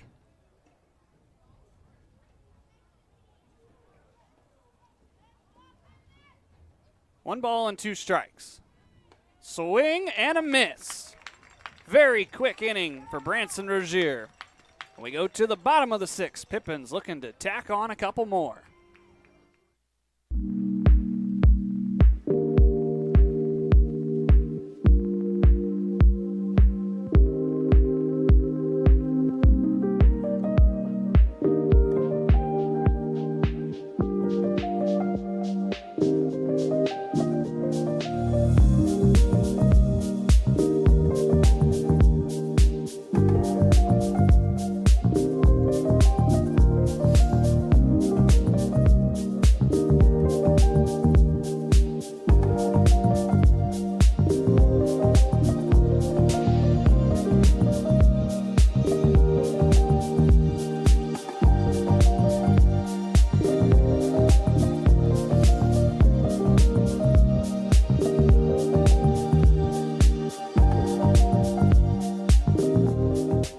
The savings continue with Bi-Mart's latest savings book. Pick up a copy from our employee owners in store today. 28-ounce Gatorades are 4 for $5. 12-ounce Red Bull drinks are 3 for $8. Get a Heinz picnic pack for $5.99. Best Way's 16-foot pool is just $329.99. And Yakima Bates Rooster Tail 6-pack is just $11.99. Plus save in the bonus zone on Werner Jerky and Dawn Dish Soap. Save store-wide through June 16th with Bi-Mart's latest savings book.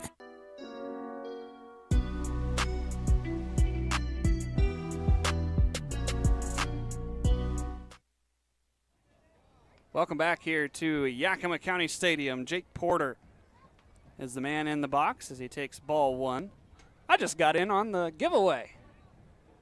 Some foam baseballs after we turned the first double play. I might have to start doing that some more as Porter sends one into foul territory over towards the third base stands. That one's a real baseball. So a souvenir.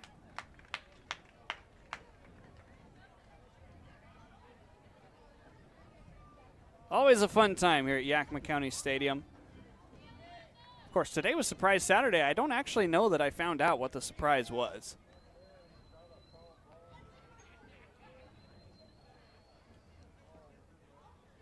One in there to Porter. There's one of those foam baseballs I was talking about. Not as easy to throw as they look. 1-2, a grounder over to foul territory.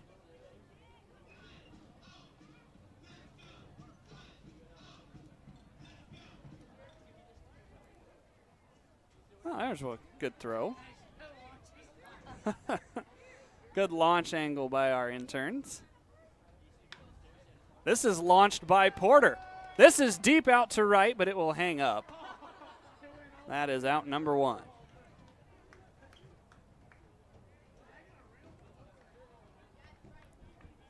Now, Porter, I think, thought he had that one towards the wall, but unable to get it clear out there, as it looks like Ty Pangborn is getting some work in on the bullpen mound. We'll see if he is called upon in the 7th inning, as Finley Spicer is going to pinch hit here for Cole Hansen in the designated hitter's spot.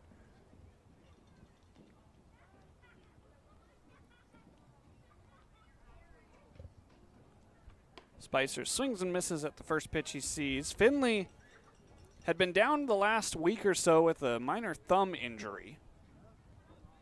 So he's back in the batter's box as he grounds one back up the middle. Not going to get there, Kovac. And Spicer's on with a pinch hit single.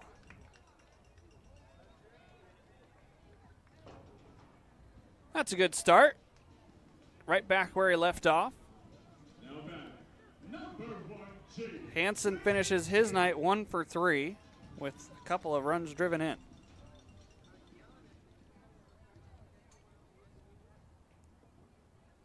So now here's Jaden St. Cyr taking strike 1.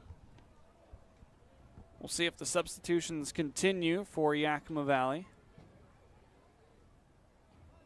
as they lead 6-4 here in the 6th.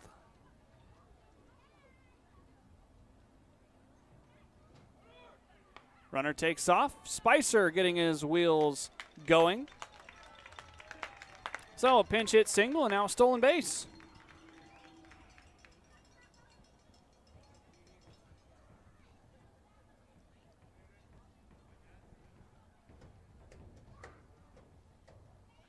It is DeNubilo out there coming in relief of Andrew Miller.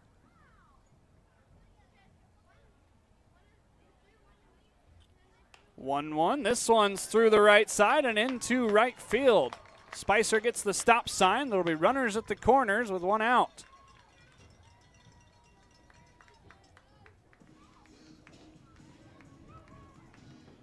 Final line for Miller. Went 4 1/3, gave up 6 hits, the 6 runs. 2 of them were earned thanks to 3 errors by his shortstop.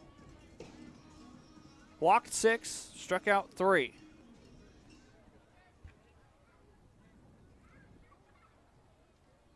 As now it's Jared Stevenson with runners at the corners, trying to tack on an insurance run for Yakima Valley.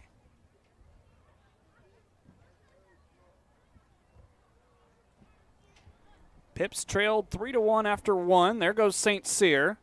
He'll be in without a throw.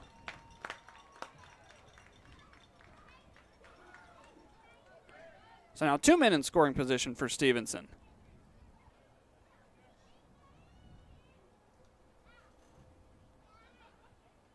Jared had an RBI last night. Pitches outside, 3-0. Senesac waits in the on-deck circle. He just realized now that it's 3 balls and no strikes. He's taking the shin guards off with only 1 out.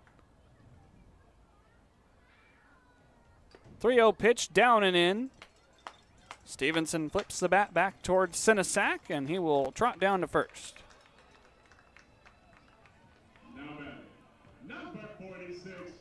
Here is Max Senesac. 1 for 2 today. He's been out at second base twice.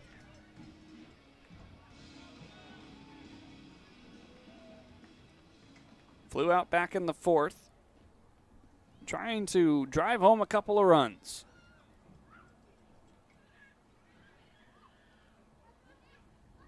First pitch outside.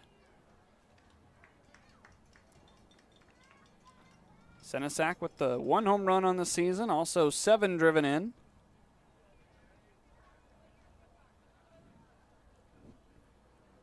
Middle infield playing for a double play. That one's in there.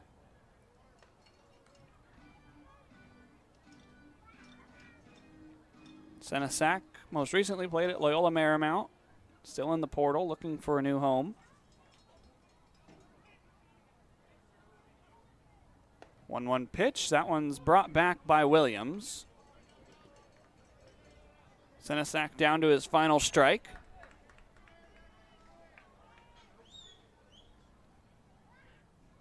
A Pippin at every base. 1-2, down and away.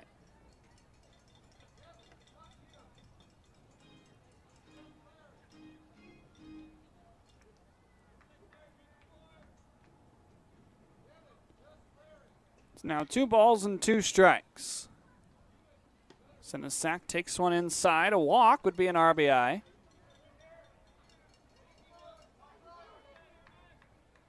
There's a good shot of what little sunlight we have left. Don't look too long, though. Payoff pitch. Senesac stays alive.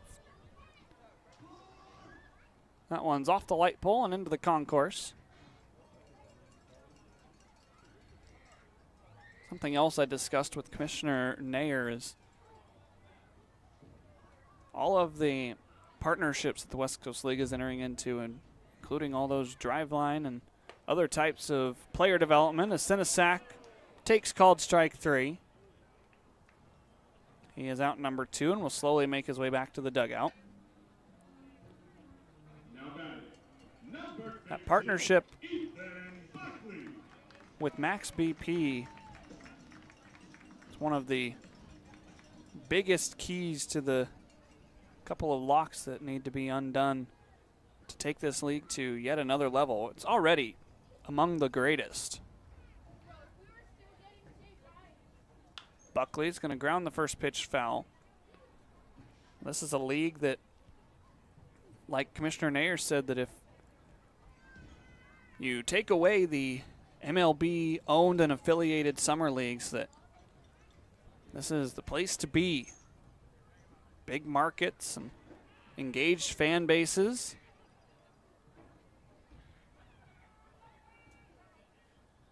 The 0-1, Buckley takes upstairs. I was pleasantly surprised when I made my way out to Yakima to see the population, and Wenatchee is a much bigger town than you think, nestled there on the banks of the Columbia River. 1-1, ripped foul. We were just down in Ridgefield, which, of course, is close by to Vancouver, Washington, so another big market there. We're going to Portland next week. Corvallis, of course, a college town.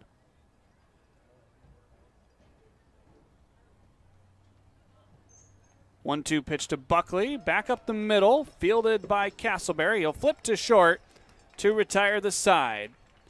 Pippins leave 3 on, and we go to the 7th inning at 6-4, Yakima Valley. I love coming in here. Everybody is always super welcoming. They always greet me by name. You can tell that everyone here actually likes working here. My favorite thing about Walla Walla Orthodontics is how nice the staff are. They're funny, fun, and they're helpful. I had what was called 3D braces. They were the same color as my teeth. People would say, "Oh, you have braces?" They didn't even know that I had braces. I highly recommend this orthodontist office. What do you want? It's just not that easy. What do you want? Seafood? Mediterranean? What do you want? Hey guys, what about Westside Pizza? I love Westside Pizza. I love West Side. I love West Side. Yeah, the Hawaiian's great. Let's do pizza. Westside Pizza? Yeah. Problem solved. Gross. Westside Pizza, saving relationships since 1996. Seattle-born stand-up comedian and impressionist Adam Ray, live at Legends Casino, Friday, July 11th. Known best for his Netflix special, Adam Ray is Dr. Phil Unleashed, as well as his popular YouTube channel. If you don't know what Citizens app is, it's an app you can put on your phone that notifies you of all the danger that's lurking. That sounds like fun. Yeah, there's a lot of people cooking for Cocoa Puffs right outside your door. Tickets on sale now at Ticketmaster.com and Legends Gift Shop. Don't miss Adam Ray, live on July 11th at Legends Casino in Toppenish.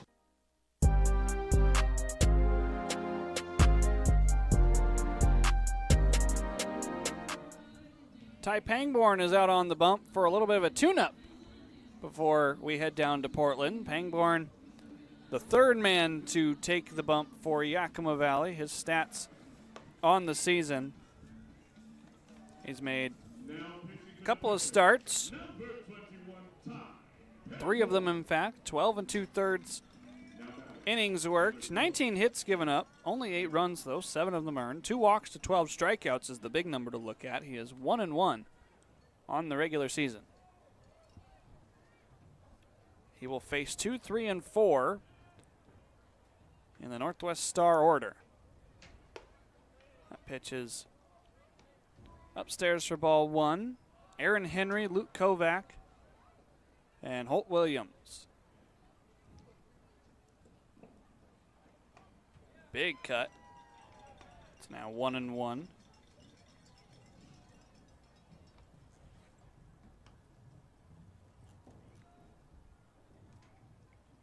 Pangborn. That one's upstairs. Trying to get a quick little tune in here. The man from Akron looking for his new place to play.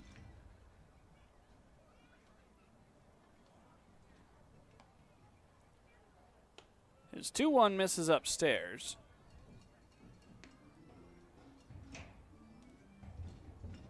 So now it's 3 balls and a strike. Let's see if Ty can come back in this one. Pitch home. That one is upstairs. Unable to find the zone at his first batter. That's been a trend with Ty. He's needed about 5 or 6 pitches to get going. As now he'll face Luke Kovac. Pippins turned a double play back in the 6th. Let's see if Pangborn can induce a ground ball.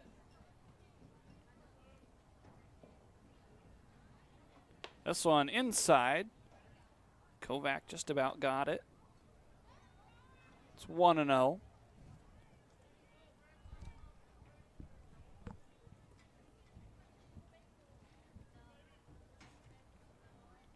Pangborn last pitched against Ridgefield back on June 10th. That was that game that ended 4-2 in favor of Ridgefield. Gave up 3 of the 4 runs over 3 2/3, 7 hits, 2 walks, and 3 strikeouts. He hasn't been able to find the zone yet, as it is 3-0.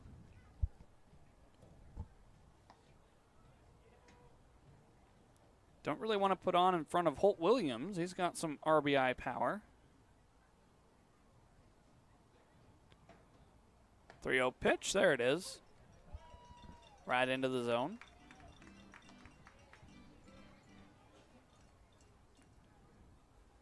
After the stretch, Yakima Valley will have 9-1-2 due up. But not before a pair of walks has put 2 on here. And now Senesac going to go out and chat with Pangborn. Gives us a good chance to talk about the upcoming schedule, but let's take a look at the standings for the West Coast League entering today. In the north, Bellingham leads the way, 9-4. Portland is in front at 12-1. We're talking with the commissioner about that hot start for Portland. Walla Walla, the Pippins' sibling rival, trails them by 4 games. You see Yakima Valley actually jumped up a half a game because of a Springfield loss to those Portland Pickles. A lot to be decided yet. Still got a good couple of weeks left to go in the first half. First pitch here to Holt Williams is in there for a strike. Good mound visit by Senesac.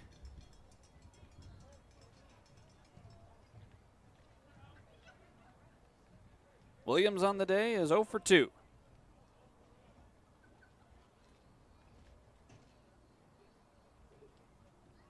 Pangborn, that one's downstairs.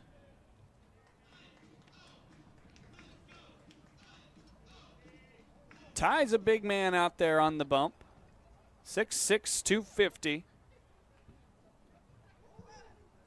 The Newark, Ohio native trying to work himself out of trouble. That one's all the way to the backstop. Didn't get any bounce. Both runners will advance on the wild pitch.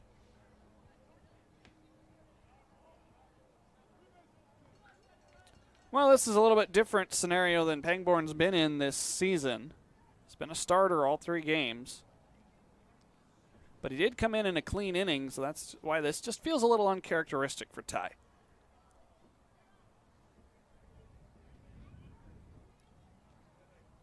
Pippins lead 6-4. There's 2 on and a 2-1 count. This one's fouled over towards the speakers. It gets through the netting and becomes a souvenir.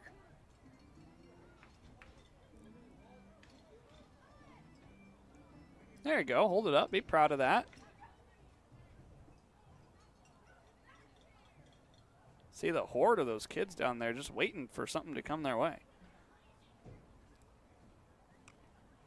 A 2-2 from Pangborn. Down and away.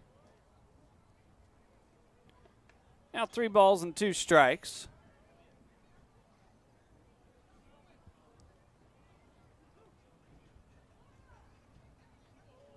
First base is open. Payoff fouled. Williams stays alive.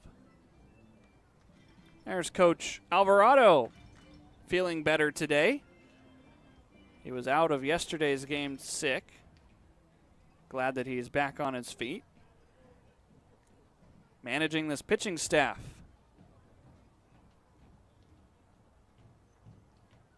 Another payoff. This one's on the ground over to short. A run will score, but Naylor's able to keep the man at second in place. It's now 6-5. Now batting, number 22, Trey Williams. Good job by Naylor to keep Kovac where he is. It's a much needed first out. And now Trey Williams will stroll to the dish.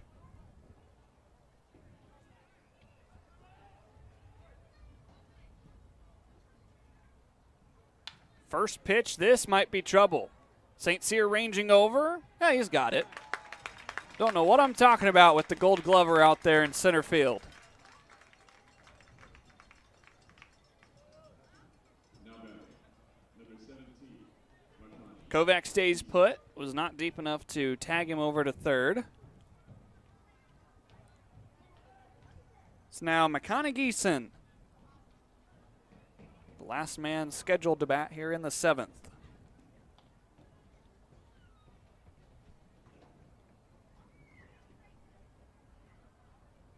First pitch, that one's right in there from Ty.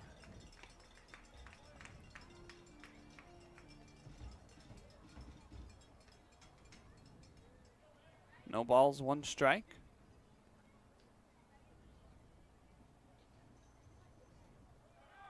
Runner takes off for third. Stenisak's throw airmails into left field, and the run will score. It is a tie ball game.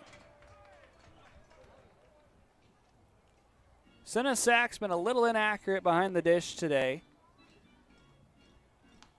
That is the second error by the Pips.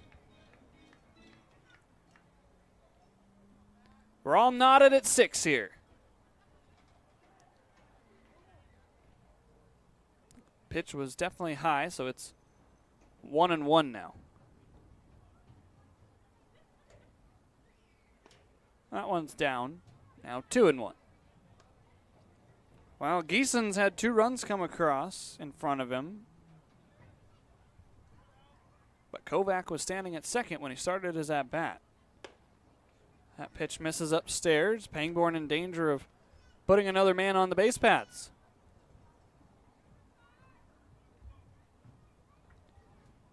Let's avoid that now. The 3-1 ripped down the line. That is foul. I think it was deceptively foul. It was pretty close to that left field line.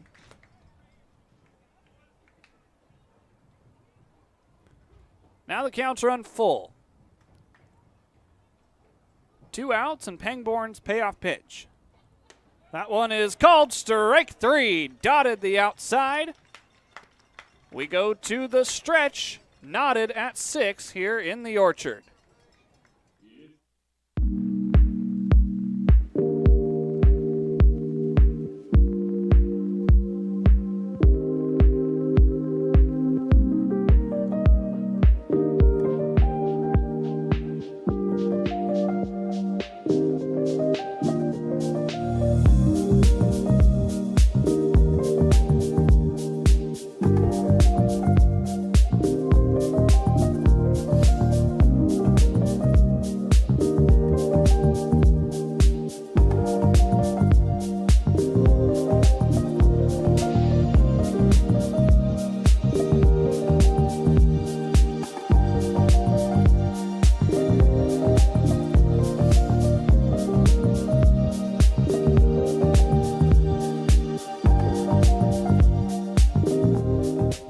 The savings continue with Bi-Mart's latest savings book. Pick up a copy from our employee owners in store today. 28-ounce Gatorades are 4 for $5. 12-ounce Red Bull drinks are 3 for $8. Get a Heinz picnic pack for $5.99. Best Way's 16-foot pool is just $329.99. And Yakima Bates Rooster Tail 6-pack is just $11.99. Plus save in the bonus zone on Werner Jerky and Dawn Dish Soap. Save store-wide through June 16th with Bi-Mart's latest savings book.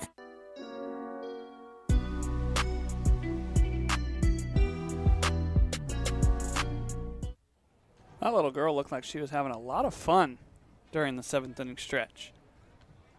Good crowd, a lot of voices heard during the singing of Take Me Out to the Ball Game as Preston Allen takes ball 1 down low. Well, the game's knotted back at 6 after 2 runs come across. Responsibility of Ty Pangborn. Allen's going to line one right past the pitcher and into center field. That was dangerous as Allen is on with a leadoff single. 92 off the bat, right back where it came from. Preston's been slowly heating up. Pair of hits tonight after a pair of hits yesterday. Now here's Langan Naylor at the top. Squares to bunt, but he pulls back. Naylor on the day has been on base 3 times, a single, a hit by a pitch, and a fielder's choice. So we are under the lights here on a Saturday night in Yakima.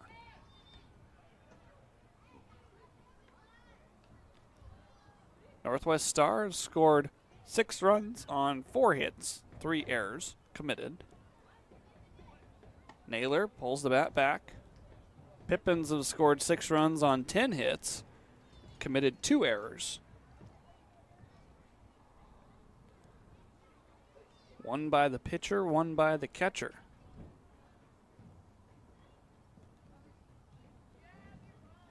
Squaring to bunt again. This pitch gets all the way to the backstop. Preston Allen is into second base. And now it's a 3-0 count to Langan Naylor.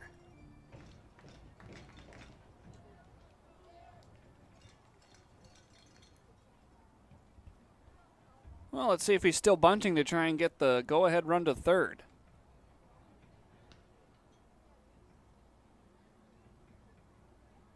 He is not, but he will take strike 1. They call that a passed ball. Holt Williams with a miscue behind the dish.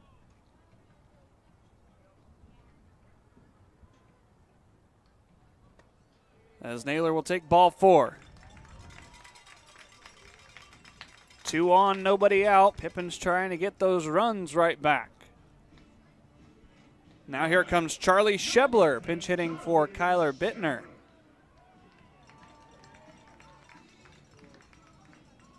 Shebler will most likely stay in and play second base. Pippins trying to take the lead right back. Bittner will end the day having reached base twice, but he is 1 for 3. Squaring to bunt. Shebler gets it down. The first baseman Williams covering. And then the second baseman Castleberry secures the catch. Productive out for Shebler, as there are 2 in scoring position with less than 2 outs. Number 40, Jake Porter. So now here is Jake Porter, batting from the left side as well. The infield will play in.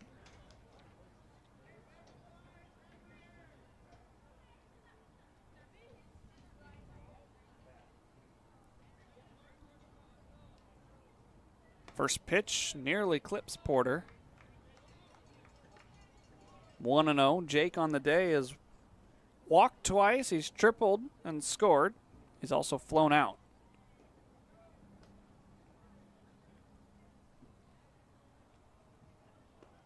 That one down and in as well. Makes it 2-0. First base is open. And Finley Spicer waits on deck.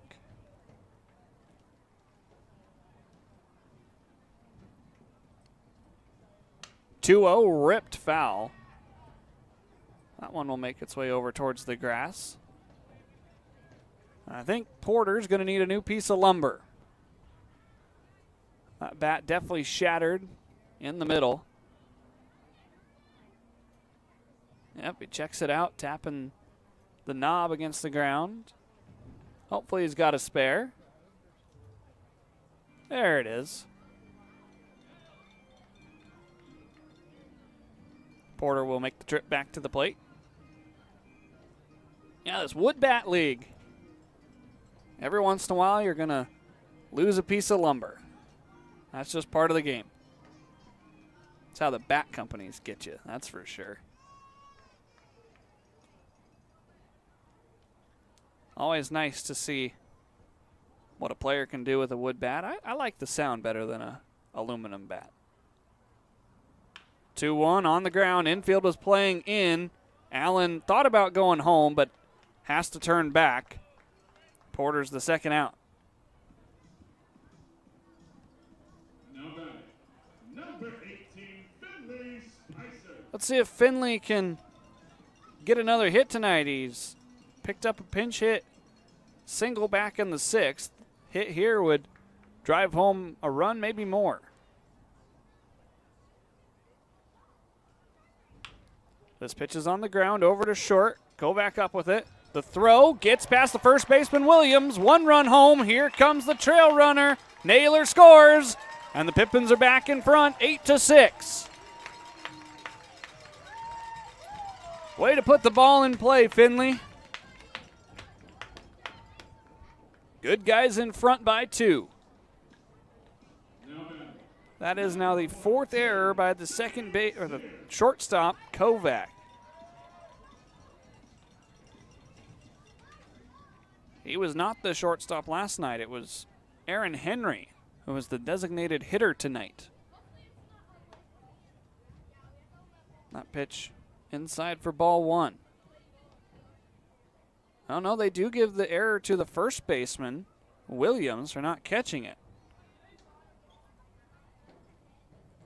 Either way, fourth error of the night by Northwest Star as St. Cyr sends one playable into foul territory.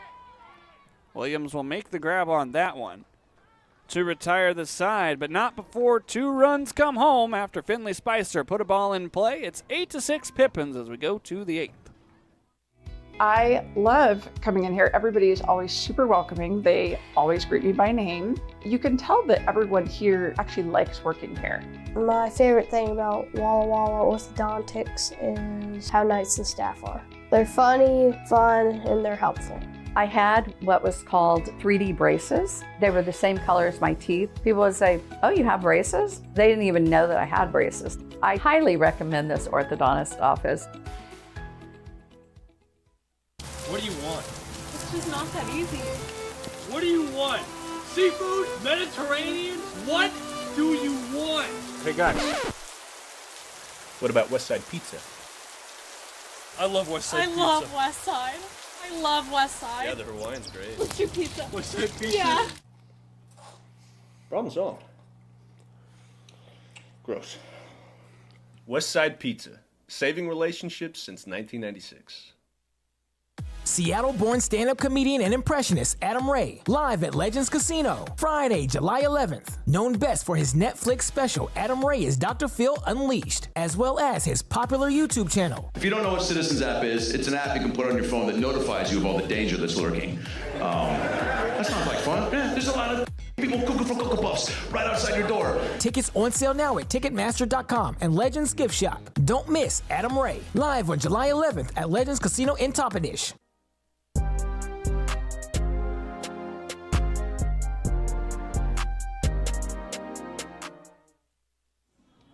New arm on the bump for Yakima Valley.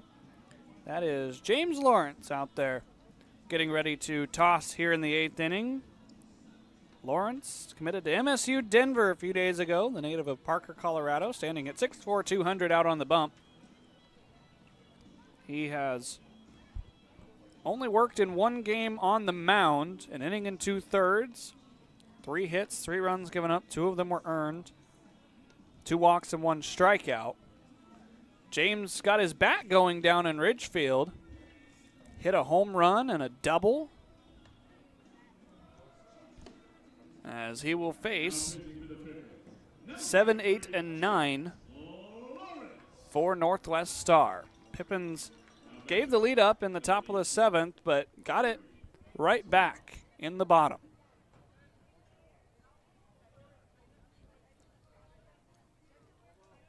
You'll have to bear with us. Our high home camera is having some issues, so you get to see the plate pretty clearly for the next couple of pitches.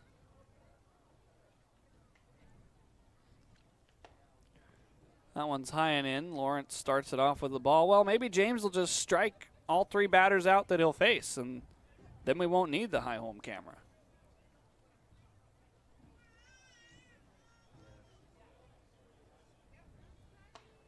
That one's in there. It's now a ball and a strike. This is Maury Solom. Struck out back in the 3rd. Had an RBI ground out back in the 1st. This pitch is in foul territory, but it will get into the seats.